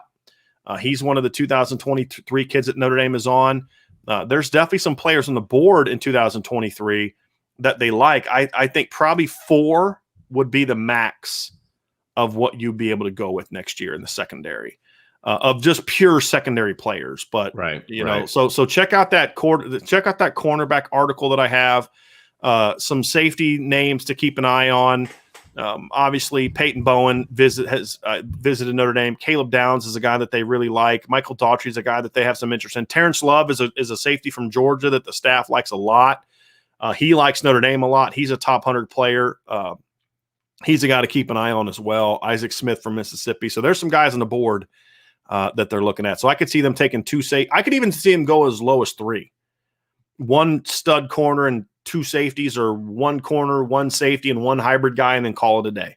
Yeah. Because, but again, roster is going to dictate that. You have a couple injuries, guy transfers, that can always open things up. But if the status quo remains, I think 3 is the minimum in the secondary. 4 would be and then things happen. 5 would be the most that I could see them. But I think 3 to 4 is probably the sweet spot for that. Laker Irish says, is Canadian/European high school football improving? Are there more non-American recruits in recent years? Thinking Claypool, Canoe, or Ahrensberger. Yeah. I mean, honestly, football is now in Europe and Canada where basketball was after the Dream Team. Is where, when the Dream Team went national, they always had European basketball, but it just really exploded. And now you're just seeing so many more NBA, European NBA players. It's Canadian players too. Andrew Wiggins. And it's not just the Notre Dame guys. That Oklahoma had a really good defensive tackle recently from Canada. There's been a lot of kids from Canada. So I think you're seeing Canada become more of I wouldn't call it a breeding ground yet, but you're seeing the quality of athlete up there is getting better because some kids who maybe would have played other sports in the past. Remember, Chase Claypool was a phenomenal high school basketball player. Yes. 20 years ago, he probably just would have focused on basketball. Right. Oh, yeah, absolutely. He was a super raw football player when he scored 40 points a game his senior year. This is insane. Yeah, super raw. It's in Europe too, and guys like Brandon Collier doing what he's doing. There's more kids that you're seeing some of these big kids that in the past didn't really have a sport to play. Maybe they'd play rugby or something like that. Now they're being trained to play football, and they're realizing that there's these opportunities to go over the States and get an education and play football, and maybe go to the NFL and all those kind of things. And smart. And you're seeing more opportunities. So it's definitely it's improving. And now there's more coaches willing to be open to those kind of kids. Okay. Jonathan says, not sure if you got to it yet. I'm sorry if I'm repeating myself, but do you guys think Caleb Alford will see any action this year? It's possible, but I'd be a little surprised if he got anything more than mop-up duty. Okay. He's a nice player, but I don't see him beating out Ramon Henderson or Clarence Lewis or Tariq Bracy, and I think some of the freshmen will have a chance to pass him up pretty good. He played well in the blue gold game, but I don't know if he's a natural cover guy. But look, he's going to get his shot, right? He's going to get a shot in this fall camp to prove himself, so he'll get a crack at it. But if I was predicting today, I would say he's not going to play a ton. Zach Garza says, how big of a loss was Darren Agu, and do you think Clark Lee will bring any more recruits we targeted to Vandy? I don't see that happening. I think Darren Agu's situation was a little different because they had already got a couple young guys. I think the fact that he hasn't played football very long, there's a chance he may not have the confidence in himself that some other guys have that are willing to compete, where he's just kind of – this kid's only played 1 year high school football. Was it a loss? Yeah, it was a loss. Look, I graded him as a 4-star kid and a top 200 player. That's a loss. And people say, well, you still got Ford and the Gabera and then 2 kids. Yeah, that's true. But wouldn't you have been better off with those 4 guys plus Darren Agu? Sure. Of course, right? It's a loss, but at the same time, there's an opportunity for Notre Dame at the end of the day to be even better out of this. And that's if they can get Hero Canoe and if they can get Anthony, Luke. Even if they just got Hero Canoe, that was it. I'd say that's better because it balances your class out a little bit more. Because now you have a pure interior guy, which I felt they needed a second interior guy. So I think it would balance the class out a little bit more. And I think Heroes has a higher floor than Darren Nagu does. So I would say that that's a better deal. Now, if you get Lucas and Hero, that's a grand slam home run. And it wouldn't have been possible if you'd had Nagu in the class still. Let's see. Laker Irish says, how much thought do you put into the recruits' social media? CJ Williams, Carnell Tate seem to comment and post a lot of ND supporting stuff. Not much for me personally. About as much. I put more into parents than I do kids. Yeah. Look, kids, these guys know how to play the game. And there's some kids where like 1 week they'll just post a bunch of stuff from one school. Yeah. And then the next week they'll post a bunch of stuff from another school. They're not stupid. These kids are smart. It's like my favorite is like you go back, kids will show up at an event and the kid's wearing like Georgia stuff and all the media.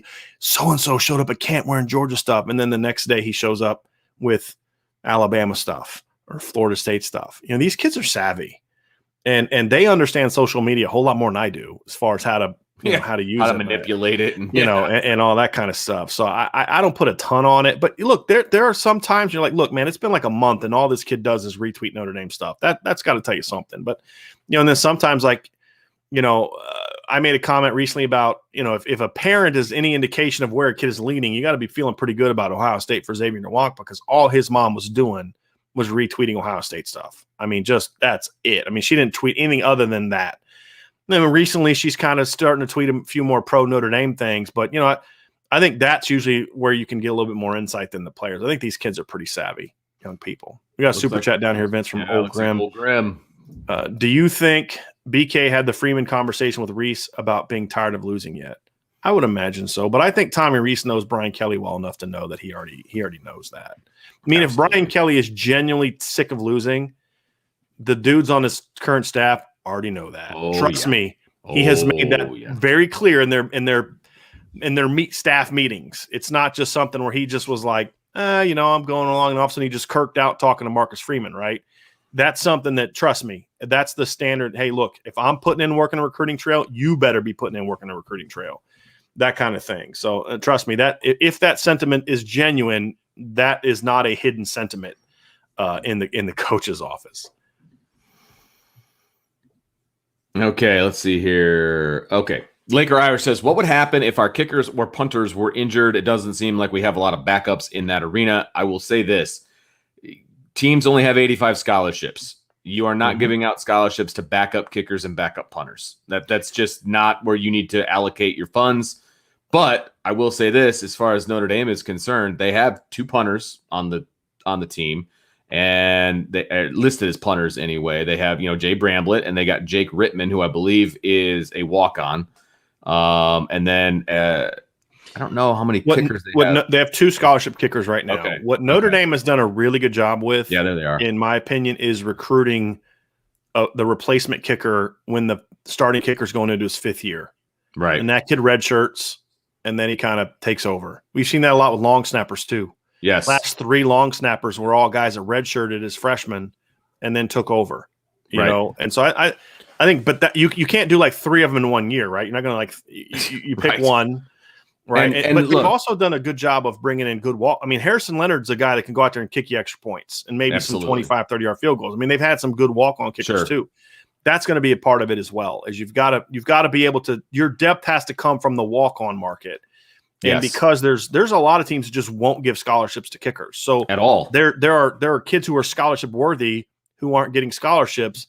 That's where you can get some of those kids to come and play for you. And look, if you're a punter, you can also kick enough to be serviceable because you probably or at least did it in kick high off. school. Right. You know what I mean? You probably did it in high school. And so kickers can punt, punters can kick. You specialize when you get to college. And I mean, we saw this with Notre Dame back in 1988, right? Reggie Ho wasn't the one lining up to kick 50-yard field goals. It was Billy Hackett, right? Yeah, right. So, you know, so a lot of times you'll see that, like a punter may be the long guy. If you have just a guy that's your extra point short field goal guy, but it doesn't have a great leg, then you may have your punter may be that guy, Vince, like to also add on to your point. But yeah, I mean, that guy's going to at least have an idea enough to be able to kick extra points, you know, and then if you can't kick anything, you can kick field goals, and you just go for it. And I'd kind of like to see a little bit more of that, to be honest with you.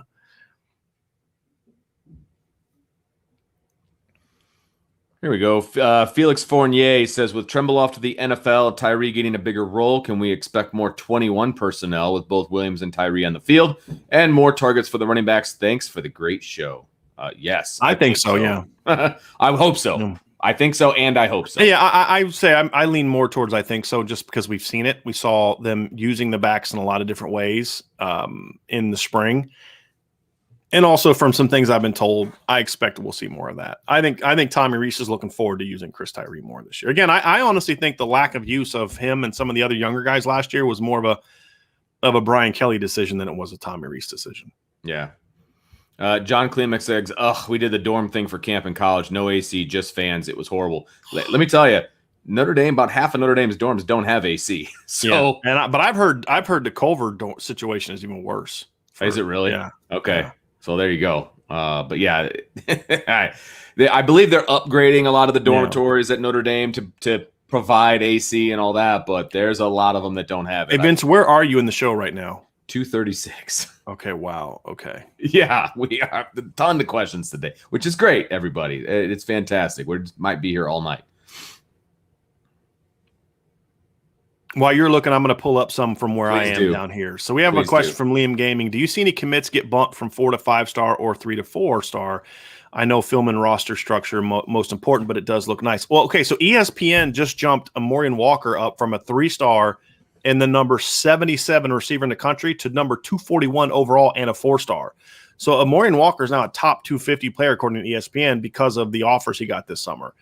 They also took Aiden Gabera from a 3-star to a top 300 player. He's like 286. 247 took Aiden Gabera from a 3-star. He's now a top 150 player. So we are starting to see some of that jump. But I could see that. I could see Devin Moore with a big jump with another good season. I could see him going from 3-star to 4-star. I think Rivals has already done that. There's some other guys. I think, guys going from 4 to 5, maybe Jalen Sneed with what he did at camps this summer, since they care so much about camps. I could see maybe Tyson Ford if he has a really monstrous year. I could see some guys like that. But yeah, there's some guys on the board. Look, I don't think Devin Moore's a 3-star player. So if other people come around to that, yes. And we've seen that before. Nolan Ziegler, when he committed to Notre Dame, there's only one analyst that had him as a 4-star recruit, and that was Irish Breakdown. But now everyone's kind of come around, and from his junior season, he had a great junior season, and now he's a consensus 4-star recruit. So you'll see some movement like that. And there's several guys I think have a chance to do that. Now, of course, they're going to drop some guys. That's just what they do, especially Rivals. That's just what Rivals does. They're going to drop Notre Dame recruits. But, 24/7 and ESPN have been pretty favorable to some of Notre Dame's recruits. Not all of them, but that's okay. And some guys are dropping down not because they think less of them, but just other guys jump up. So like Ty Chan, there's like 4 or 5 guys that dropped in ESPN's rankings, but they actually went up at the position ranking, right? Because there was other position guys that just jumped ahead of them. So again, it doesn't always mean when a guy drops, it doesn't mean we think less of him now. It's just we think he's still exactly the same guy we thought he was, but this kid all had great years, and they're just going to go ahead of him at other positions. We were talking about our post-game plans, Brian, and OC Irish says, how about a tripped-out mobile unit in the parking lot for a post-game broadcast? We're taking now donations for someone to pay for that because the tripped-out part means dollar signs. Yeah. I mean, the only mobile unit I could afford to be like super rusty and not something you'd feel safe in. So, that's not going to be happening. Oh, Matt I love that, though. Yeah, me too. Gentlemen, you'll be happy to know that your show has quieted my inconsolable 2-month-old. So what Matt is saying is we put his baby to sleep. That's what he's saying. But we have that soft, soothing, Yeah, you keep telling yourself that. Like, we bored his kid into a nap. It's kind of makes me sad. Chad Williams says, as an analyst, it's 80 to 90 hours a week. Thanks, PFF. Okay. That's at least 80, 90 hours a week. It would be so much time that it would not in my world, it's not worth it. And the other thing too is most of these guys are willing to accept analyst jobs with the thought of then getting into being a coach. And absolutely. I don't have any interest in being a coach anymore. I've done that, been there, done that, loved it, but don't miss it. Yeah. Miss parts of it, miss the kids and absolutely competitiveness, but I don't miss I miss about 10% of being a coach. I don't miss the other 90%. Tyler says the idea of branding the whole offensive line and not one individual is sweet. I agree. Yeah, I agree. And they're working it, man. They're gonna get free food at every joint in the town before this thing's all over. They're now officially getting free food. I'm just joking. Look, not at Notre Dame, but maybe some other places. Like, well, it's always been doing this, but now we're doing it legally.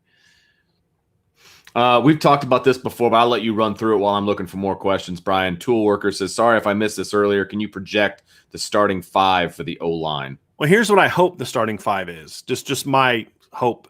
I hope that it's from left to right: Blake Fisher, Zeke Correll, Jarrett Patterson. And part of my hope is that I'm accepting the fact that I think they're moving Jarrett Patterson to center. Right. Yeah. So right. He's going to be there, and we know the tackle is going to be. My hope is that it's Blake Fisher, Zeke Correll, Jarrett Patterson, Kane Madden, and Josh Lugg. Now, the reason I say Kane Madden is because my hope is that Notre Dame staff and Pro Football Focus and all these other people that have Kane Madden as an All-American are right about him, and I'm wrong. Yeah. Because if they're right and I'm wrong, this is going to be a really good offensive line. If you think about it, if Zeke Correll starts and Kane Madden starts, you now have 4 guys in your starting lineup that have started multiple games in college. Jarrett Patterson's a 2-year starter. Kane Madden's been a 2.5-year starter, actually almost a 3-year starter. Josh Lugg has 9 starts under his belt. Zeke Correll has 2 starts. So your only experience liability would be Zeke. One of Zeke Correll's 2 starts came against North Carolina, a road win over a top 15 team, and the other one was in the national championship game. So he's played in some big spotlight moments, and so I would absolutely. RP said $5 super chat. First donation towards your mobile unit. We're gonna open up a separate account. That is awesome, RP. That is great. That's great. Hey, the gas is officially paid for to get there. So There you go. That's great. Yes. Thanks, man. That was a good one. That was a good one. Joseph Steve says, "Is Kane Madden considered to be long for his height?" And he says, "And when was the last time we had a lineman as short as he is be a starter?" Well, it depends on how short he actually is. I mean, he's listed as 6'3". He looks about like 6'1.5", maybe 6'2" to me. He looks to be about similar height to Zeke Correll. So, I mean, they've had some short starters.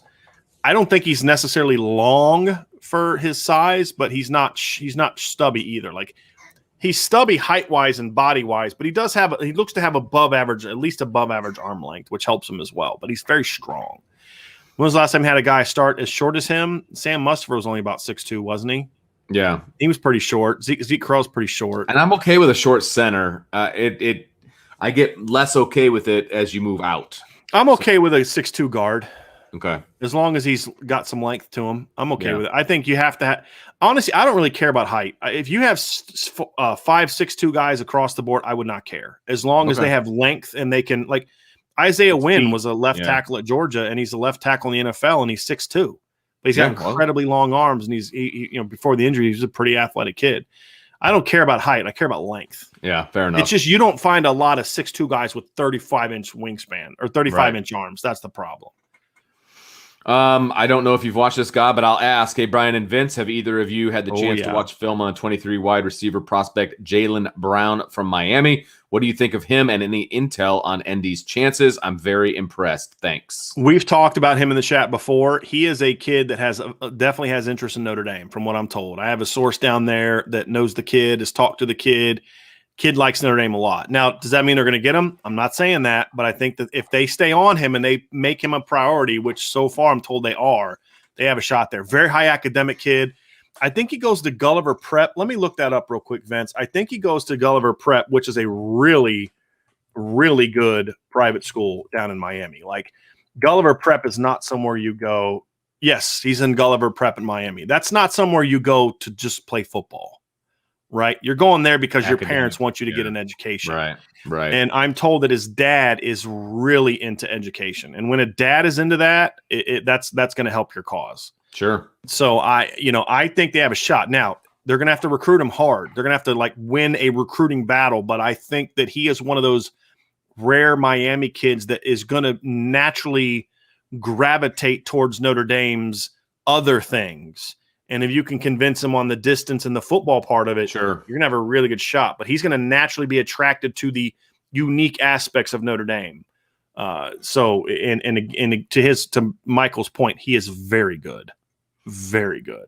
Laker Irish says, when does fall practice begin and what will the players be doing from now until then? We don't have an exact date on when practice. It's going to be like the end of the first week of August. Yeah. I would imagine they're going to report sometime probably around and I'm just trying to do the math because the way the NCAA tells you when you can report and when you can start practice. Because you get X amount of from your first game. Yeah, so there are teams that are going to be playing a week before Notre Dame. They will show up and report to camp before Notre Dame does. Right. And that, so it's not like Brian Kelly can decide, hey, we want to start July 25th. Right. The NCAA tells you when you can start, and they can tell you how many practices you're going to get. Right. And so by my calculations, I think they'll probably report around the 5th or 6th, and usually they start practice like a day or two after they report. So that's what I think that they'll do. And what they're going to do from now, I believe they've got about another week left, maybe, of like they may be wrapping up this weekend, but they maybe have a week left of summer workouts. They will all go home. Some of the kids are going to go on vacation with their families. Some are going to go relax, and they'll probably get about 2 weeks off before. And right now they're finishing up summer school and they're doing summer workouts. Then they'll take some time off, go home, get your situations organized. Maybe do a family vacation, whatever the case may be, and then get ready to come back and report. And get ready for school. I think the advice then is relax. Here's your workouts. Just stay fit, but you need to allow hard summer workouts. We're going to take couple weeks off, let your bodies recover, but here you don't just stop working out completely, and then don't do anything stupid, right? That's usually my biggest advice. Honestly, I know. Don't do anything stupid. I know. We're close. We got another super chat, Brian. We do, from John Klimek. Let me find it down here. John, $5. Yep, mobile unit. Let's go. Also, camp beds suck too. I played at 6'8", 260. You're a big dude. Woo! Those little single beds, dude. I struggled in some of those beds at 6 feet tall. Yeah. I can't imagine what a 6'8" guy dude felt like. Probably hanging off like with your knees hanging down like this. Oh my goodness. Oh my. I did the Gus Parcell quarterback camp back in the day. I don't even know if that's still a thing. He was pretty old back when I was in high school, so I imagine that's not around anymore. Or at least he's not around, like still doing camps. But we was at Wingate in South Carolina. I think it's South Carolina. No AC. South Carolina in the summer with no AC. That was miserable. I mean, this camp stinks. I don't want to be here. Yeah. Thomas Walsh says, I love when Brian gets going on the NCAA. So true. I love that. Chief Brody, do you think Notre Dame offense will be better than 2015? No. Better. Okay. Well, I'm saying no in regards to the yards per play. I don't know if they'll get to 7 yards per play. I hope they're more efficient than that 2015 unit. That 2015 unit was super explosive. They averaged the best record in school, or the best yards per play in school history, 7 yards per play. They just weren't good in the red zone and they weren't overly efficient. So I think this offense has a chance to be better that from an efficiency standpoint, hopefully from a scoring standpoint. But I don't see it being the big play unit that they had. Go ahead. You got one? No. Okay, yeah. I'll throw this one. Robert Nishihira says, Yoon is Korean. Buckner and Marcus Freeman are half Korean. Does Notre Dame send recruiters to Asia?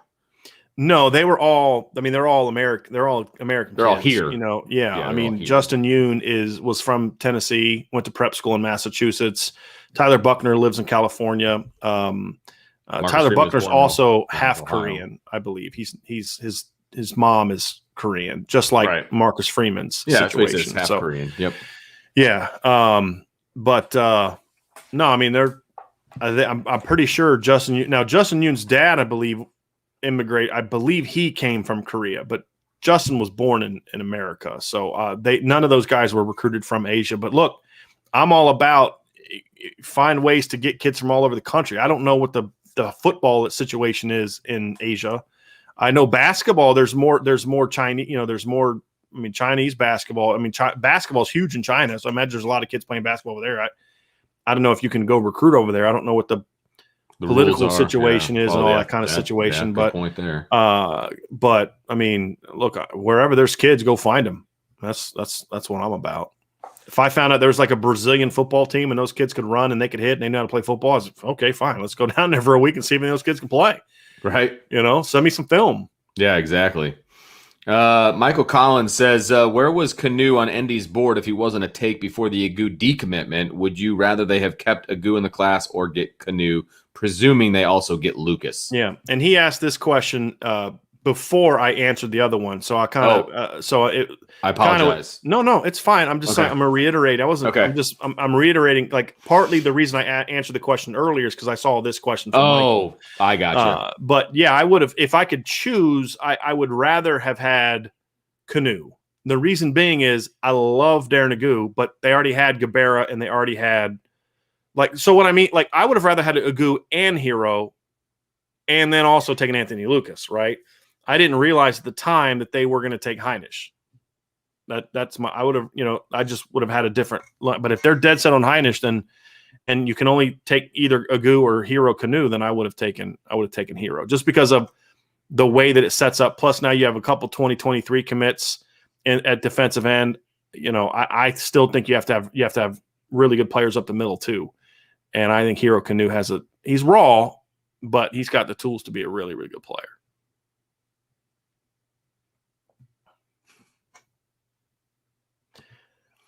You got a question, Vince? I laughed at this one, so I'll put it up. It says, Brian, pertaining to Arch Manning, are you saying there's a chance? Corey, you and I are gonna have some words here, buddy. There was a question up here I wanted to get to, and I'm wondering if I pass it. Vince, do you have another one? Not yet. Let me see here if I can find this question. All right, here we go. I did want to address this. Sean McCarthy says, explain to me how Kelly is a top 5 coach. No big wins at all. Beating Clemson light doesn't count. Okay, first of all, we have talked about how that Clemson game needs to be perceived. I do not believe, however, that you can say it doesn't count. Even if so, Clemson with Trevor Lawrence and all those other players was a top 3 team. Yes. Trevor Lawrence, without Trevor Lawrence, that was still a top 10 football team. There's no question about it. And that was a good win for Notre Dame. You can't discount that. To sit there and say they have no big wins, I'm sorry, beating a Michigan team that finished in the top 12 in 2018 was a big win. There's no question about it. That was a big win. That's the knock on Brian Kelly, though, right? He doesn't have a lot of big wins, but here's the problem I have with comments like this, and I'm trying to give it all due respect. There's no context in there, right? And then you say, okay, well, Jeff Brom beat, a top 5 Ohio State team. Well, but look at the overall record. And I'm a big Jeff Brom fan, which is why I'm using him as an example. Yeah, I know you look at Matt Campbell. Matt Campbell has a regular season win over Oklahoma. Okay, 2 actually. But look at the overall record. I mean, there's a lot of things you can point to and say, you have to have some context to this. And to just say no big wins. I pointed out before, so who are you going to put over him? You're going to put Jimbo Fisher, who's like 5-12 in his last 5 years of coaching against top 25 teams. Brian Kelly has a winning record against top 25 teams. Say, well, he doesn't beat the top 10 teams. Who does? Outside of Clemson and outside of Clemson, Alabama, and Ohio State, name me a program that just racks up a bunch of top 10 wins all the time, right? You can't do it. And so the frustrating thing with comments like this is it just lacks any context. Well, how is he not top? Well, the reason he's not top 3 is because he doesn't have big wins. If he had big wins, I'd rank him ahead of Lincoln Riley. No question about it. It'd be 1, 2, Brian Kelly, and then everybody else. That's how it would be. Because also part of success is the sustained success. There are not a lot of teams that you can look to and say they've got 10 plus wins every year. The other thing you say, some teams have really big wins. Notre Dame doesn't. Well, you know what Notre Dame doesn't have the last 4 years? A bunch of bad losses to teams that they shouldn't be losing to. 0 losses to teams that finished the season unranked in the last 4 years. 0. All right. There's some other teams that maybe has a top 10 win, but that top 10 win is negated by the fact that they lost to, Vanderbilt or Purdue or Iowa or something like that. Right.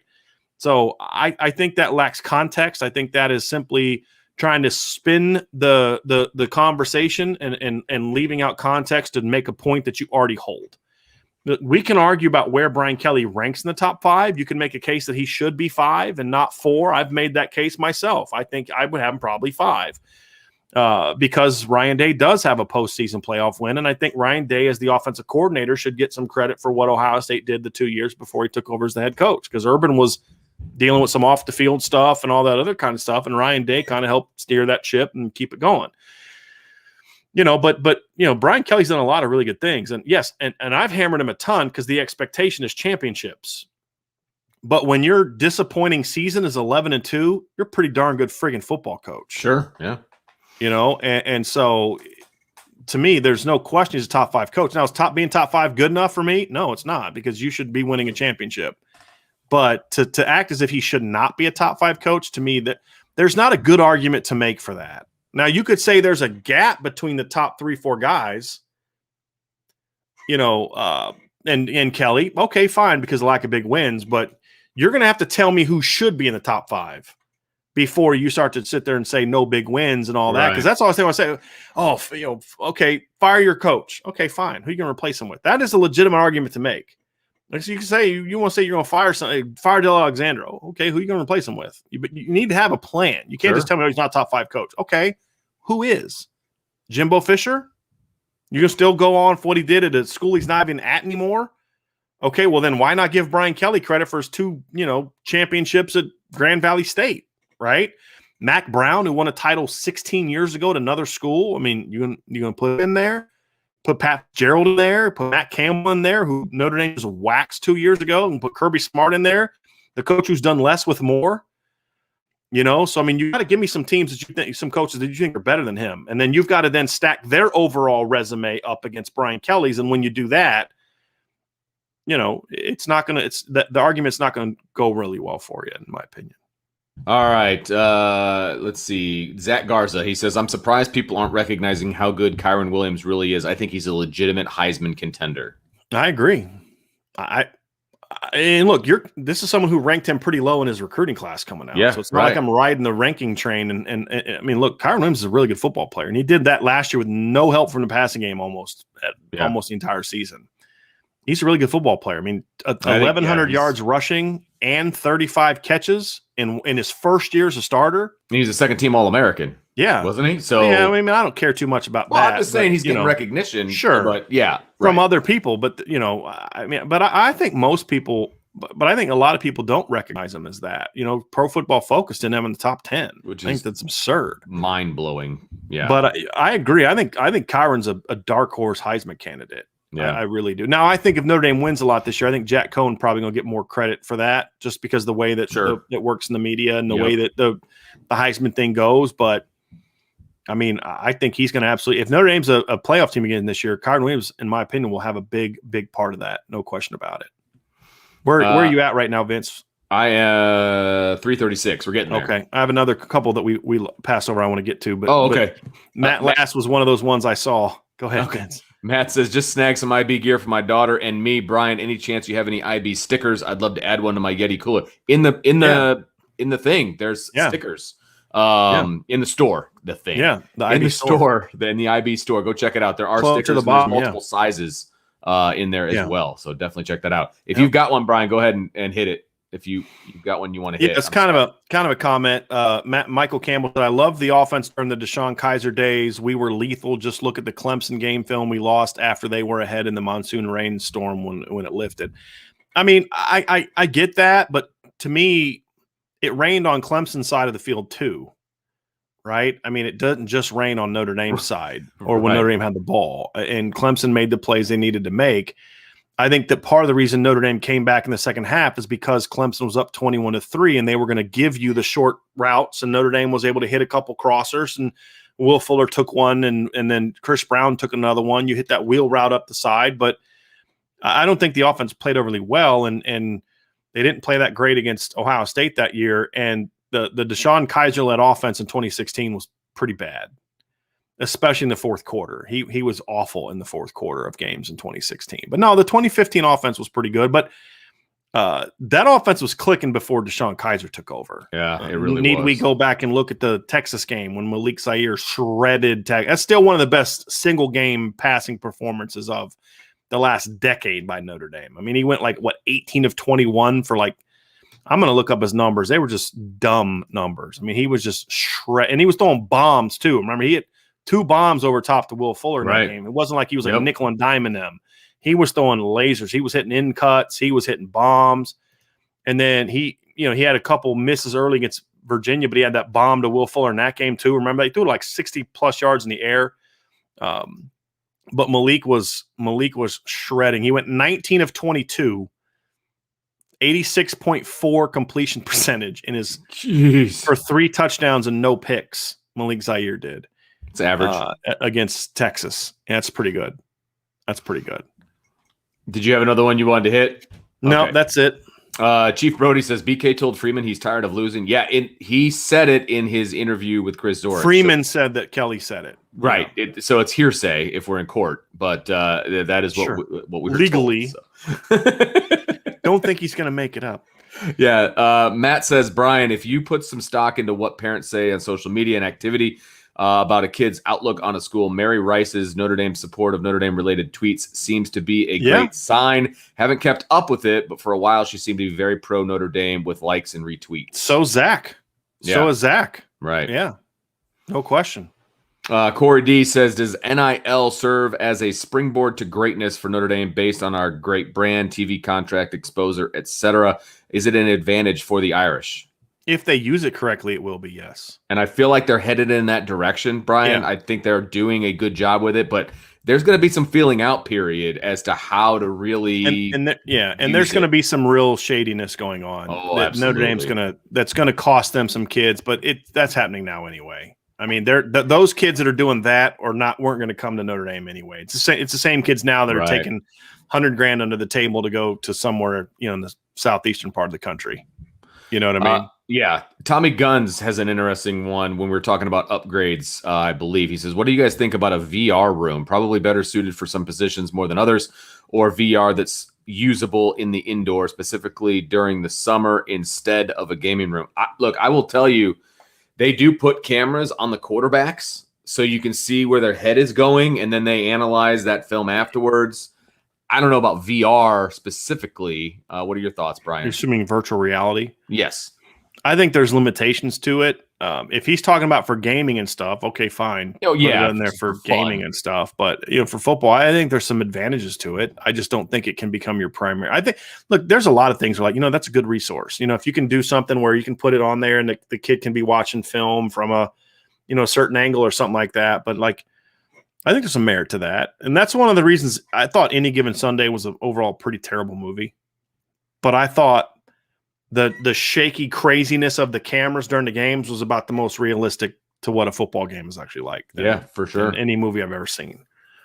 So, if you can get some of that, there's a time and a place for that, in my opinion. Laker Irish, how do preferred walk-ons work? Do the players have to be accepted to Notre Dame without the football component? Yeah. Or how does that work? Yes, they do. Notre Dame cannot. Yeah, Vince. Yeah. Well, not only they have to be students, Notre Dame cannot at all. The football team cannot at all throw weight around to get a kid into school. Right. That's illegal. That's not allowed. You cannot say, "Hey, take this kid, give him." Yeah. And I don't think it's legal anywhere. I don't think you can pull favors to get a kid. He has to be able to meet the standard of that school. Is the point? Well, at a lot of schools that you're thinking of, Vince, that's not as hard as it is to get into Notre Dame. But Notre Dame can't go to the admissions office and say, hey, let this kid in. He's a football player. They can't say, hey, look, give this kid a little bit of academic money, that kind of thing. He has to be able to get in on his own. That kind of thing, Yeah, he has to be able to get in academically on his own, is my understanding. And Notre Dame will not do that. Yeah, I've heard rumors about other sports doing similar things, but no proof. I don't know. Hey, let's get this kid in, that kind of thing. But, right, which is not allowed. But with other sports, nobody's monitoring it as much. But the other thing too about preferred walk, there's two types of walk-ons too. Right, there's exactly. Preferred walk-ons and other walk-ons. And preferred walk-ons are guys that in a lot of instances will actually show up at the beginning of fall camp. You're going to see two waves of walk-ons on a football team. There's going to be the walk-ons that are there on the first day of camp. Those are the preferred walk-ons. Some of them are freshmen. Preferred walk-on is also usually more of a term for freshmen because a lot of the kids that aren't preferred walk-ons they're not part of the program more than a year. Then there's the other walk-ons that show up when school starts. And they have to try out a lot of them. Right. Depending on the situation. But the preferred walk-ons, you have a spot. You have a spot in our football. If you can preferred get into means school, you have a spot. Yes. And but you have a spot. You will be part of our camp. You will be part of our room. We're going to coach you up like everybody else. But you're just you get a bill. Right. That's the difference. Yeah. Your parents have to pay a little something for that. Yeah. Matt says we didn't put her to sleep. She's watching. Oh, okay. There you go. There you go. Okay. Train her up, man. I love that. Did he? I'm going to pull up his order. Did he get her a onesie? Does that trend start now? Like that would be pretty cool. Because I know Tommy Gunn started that one. So he's the one that bought the onesie that we talked about earlier. He's the first person to buy baby gear. Nice. I only did it because people were asking about it. Yeah, absolutely. Brandon asked about it, and then a couple other people asked about it. And so I was like, what the heck, right? Let's check it out. I'm trying to see here. All righty. Trying to see if I can find Matt's order. We've had so many that I'm having trouble. We got a comment. We got a comment here while you're looking. Mateo Josephine says, FSU in the house. Just thought I'd drop in and check out what you all are talking about. Can't wait till the game. Free food, you say? Yes, free food for offensive linemen because they are NIL-ing it, which is awesome. Yeah, they only give out free food at Notre Dame. They don't give out free shoes.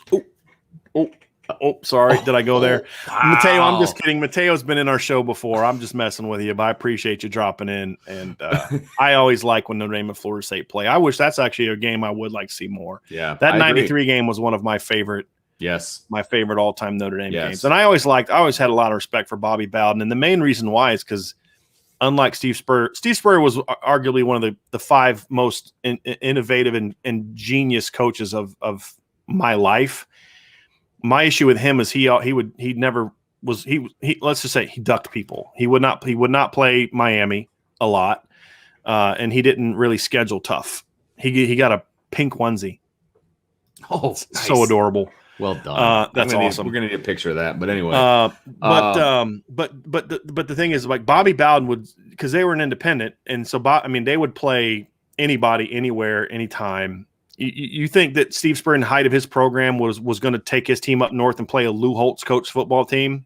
No, Bobby Bowden did. Right, Jimmy Johnson did. Dennis Erickson did. You know what I mean? Like, that's one thing I've always respected about Bobby Bowden. And he would go. They played Michigan. They played a home and home with Michigan back in the day. I've always respected Bobby Bowden for that. Jermaine Berkeley says, Driscoll, you're like the college football Rain Man. I still feel like that title's with Lou. It will always be. It was always have that title. Yes, he was unstinking. I'm going to take that as a compliment, though. It is a compliment. Yeah, no, there's no question. As a compliment. Laker Irish says, could you see Emil Wagner moving to tight end? He seems to have long and lean body with a decent amount of speed and athleticism. In some like goal line packages, yeah, I would do something like that because I think he's going to be a little undersized. But as far as a full-time tight end, not in today's era. Could he have been a guy that, look, I'll tell you this, in the late 80s, early 90s, I think Emil Wagner would have been a tight end, to be honest with you. I don't know if he can catch, assuming he can catch, right, but of course. He's got more of an old school tight end body than he does an offensive lineman's body. Not sure how to take this. Robert says, I think Vince looks like Jonathan Winters when Winters does his Babe Ruth bit. And I had to look it up. He's an older guy. I mean, there's a picture of him posing. That's real old school. Mork and Mindy. So I think Robert's throwing shade, Vince. I feel like we're going to pull that one down and go on to another one. RP had another comment about Kyron Williams. Said, the lack of appreciation for Kyron is hard to understand. He reminds me of Aaron Jones. He will be and that's for the Packers, right? Aaron Jones plays for the Packers, correct? I think so. He will be a featured back in the NFL. Do you think it's just because he wasn't highly touted as a recruit? I think that's part of it. But I mean, he is getting appreciation by some. I mean, Sporting News named him a second-team All-American last year, and they named him a preseason first-team All-American this year. He's been second or third-team All-American in a couple major outlets, preseason teams. So I think he's getting some recognition. Yeah. I think the only place that's not really giving him the love that he deserves, in my opinion, is Pro Football Focus. But a lot of other people are. But I think part of it's the highly touted recruit. I think the other part of it, too, is because he's not a flashy back, or at least he wasn't last year. He wasn't a real flashy back last year. Yeah. But, I mean, I think a lot of people are giving him respect. There's always going to be the haters. There's always going to be people that just get it wrong. But for the most part, I think he's getting respect. Brandon says, is Ethan Nation one of the top 23 cornerback prospects for Notre Dame, or just the guys listed in your article? So the guys in my article were guys that I'm confident that Notre Dame is currently prioritizing as recruits. And I don't believe Ethan is going to be one of those players, at least as of right now. Tommy says, does Notre Dame have any special qualifications for prospective ADs compared to non-religious based universities? I do not think so. I don't think your religious faith, denomination, anything like that plays a role in being hired in Notre Dame as in athletics. or as a The professor. president is a different story. Right. I think there's some administrative roles that are always held by Catholics Sure. that you're going to, priests that you're going to have. Yeah. But no, I mean, if Brian Kelly was a Protestant, it wouldn't have had any impact on whether he got hired at Notre Dame. If Jack Swarbrick was a Buddhist, I don't think it would have anything to do with him being hired at Notre Dame or keeping his job. It's more about what can you do this job well. Just like there's no religious faith test when it comes to students coming to Notre Dame. I mean, Ryan Harris was a Mormon. Manti Te'o, I believe, was Mormon. They've had Chris Badger did a Mormon mission before he came to Notre Dame. There's a moral code that you have to live up to, but there's no state. It's not like Liberty where you have to make a statement of faith. I believe Liberty's still that way, where you have to have a statement of faith to go there. Yeah. Okay. Let's see. Benjamin says, Coach D, which commitments will benefit most from Matt Bayless's training program? Which player in the fall can make the biggest leap? That's a wide open let's take the first one. I'm going to go defensively. I think Tyson Ford is gonna. I mean, he's 6'6", 260, but when you see Tyson, he's just big. He's not really like ripped up. He doesn't look like Stephon Tuitt coming out of high school, right? I think he's a kid that could get up to 280 Vince and get faster. Like, I think he's the kind of kid that's going to get to Matt Bayless's program and just become a monster. I feel that way about Aiden Gabera at linebacker. I think of all the linebackers, I think Josh Burnham is going to be the guy that's going to benefit the most because number one, right now Josh plays sports year round, and so when he starts focusing just on football in high school and college, and he gets in that Matt Bayless system, and the next thing you know, Josh Burnham's going to be a 240-pound linebacker that runs a 4.5. Like, you want to know why I'm so high on Josh Burnham? That's why. Because I think when he gets to the Matt Bayless, he's already really athletic. Yeah. When he gets in the Matt Bayless strength program, he is going to explode. Yeah. Tommy Gunn says, does Lucas have the upside to match Myles Garrett from his Texas A&M days? They're a little different players. I think Myles was more of a pure outside guy. And I think Myles was a legit top 5 player. Anthony, for me, is more of a 25 to 35 kind of guy. Myles, I mean, I would say he's more of like Anthony Lucas is more of like a top 15 NFL draft pick, where Myles Garrett was like number 1. And I did not answer the second part of that previous question. I'm sorry. Forgot. Yeah. No, it's my fault. I didn't answer it. There it is. Which player in the fall can make the biggest leap? I don't know which one will, Benjamin. I think that the hope is that some of the linemen do. I think that, you look at, I want to see Isaiah Foskey make a big leap. I want to see Tosh Baker make a big leap just from a depth standpoint. Those are the kind of guys I want to see. It's those big guys that are now going into their second season from a skill set standpoint or skill player standpoint. My hope is that Xavier Watts and Ryan Barnes make big jumps from what they were in the spring. I think those are going to be two very important guys to what they were, to what for Notre Dame to have from basically what they were to be able to help Notre Dame in the fall. Did you finish answering the Myles Garrett? You said they're two different players. Okay, just want to make sure. Rob Titoff says, Vincent Bryan, in your opinion, take away the injury. I feel like Malik Zaire was the best quarterback for Coach Kelly so far. Do you guys agree? I would have loved to see Malik Zaire have that entire 2015 season and what he could have potentially done. I think Notre Dame beats Clemson if Malik plays in that game. Yeah. I do. Because that game would have been perfect for him. Yeah. They'd have done read zone and stuff to just like hammer you inside outside. Like it would have looked a lot like it did against LSU. It's hard for me to say that just because he had such a short track record. I mean, if you just go look at Ian Book's first 3 starts in 2018, they were pretty phenomenal. Good point. But then as he gets older or he gets more experience and teams have more film on him, then what does he do? We don't know that about Malik because we never got to see him do that. I would say if he continued to play the way that he did, against LSU the year before and then against Texas and Virginia, then I think that could have been possible. No question about it. Because the other thing about Malik is Malik was a great leader.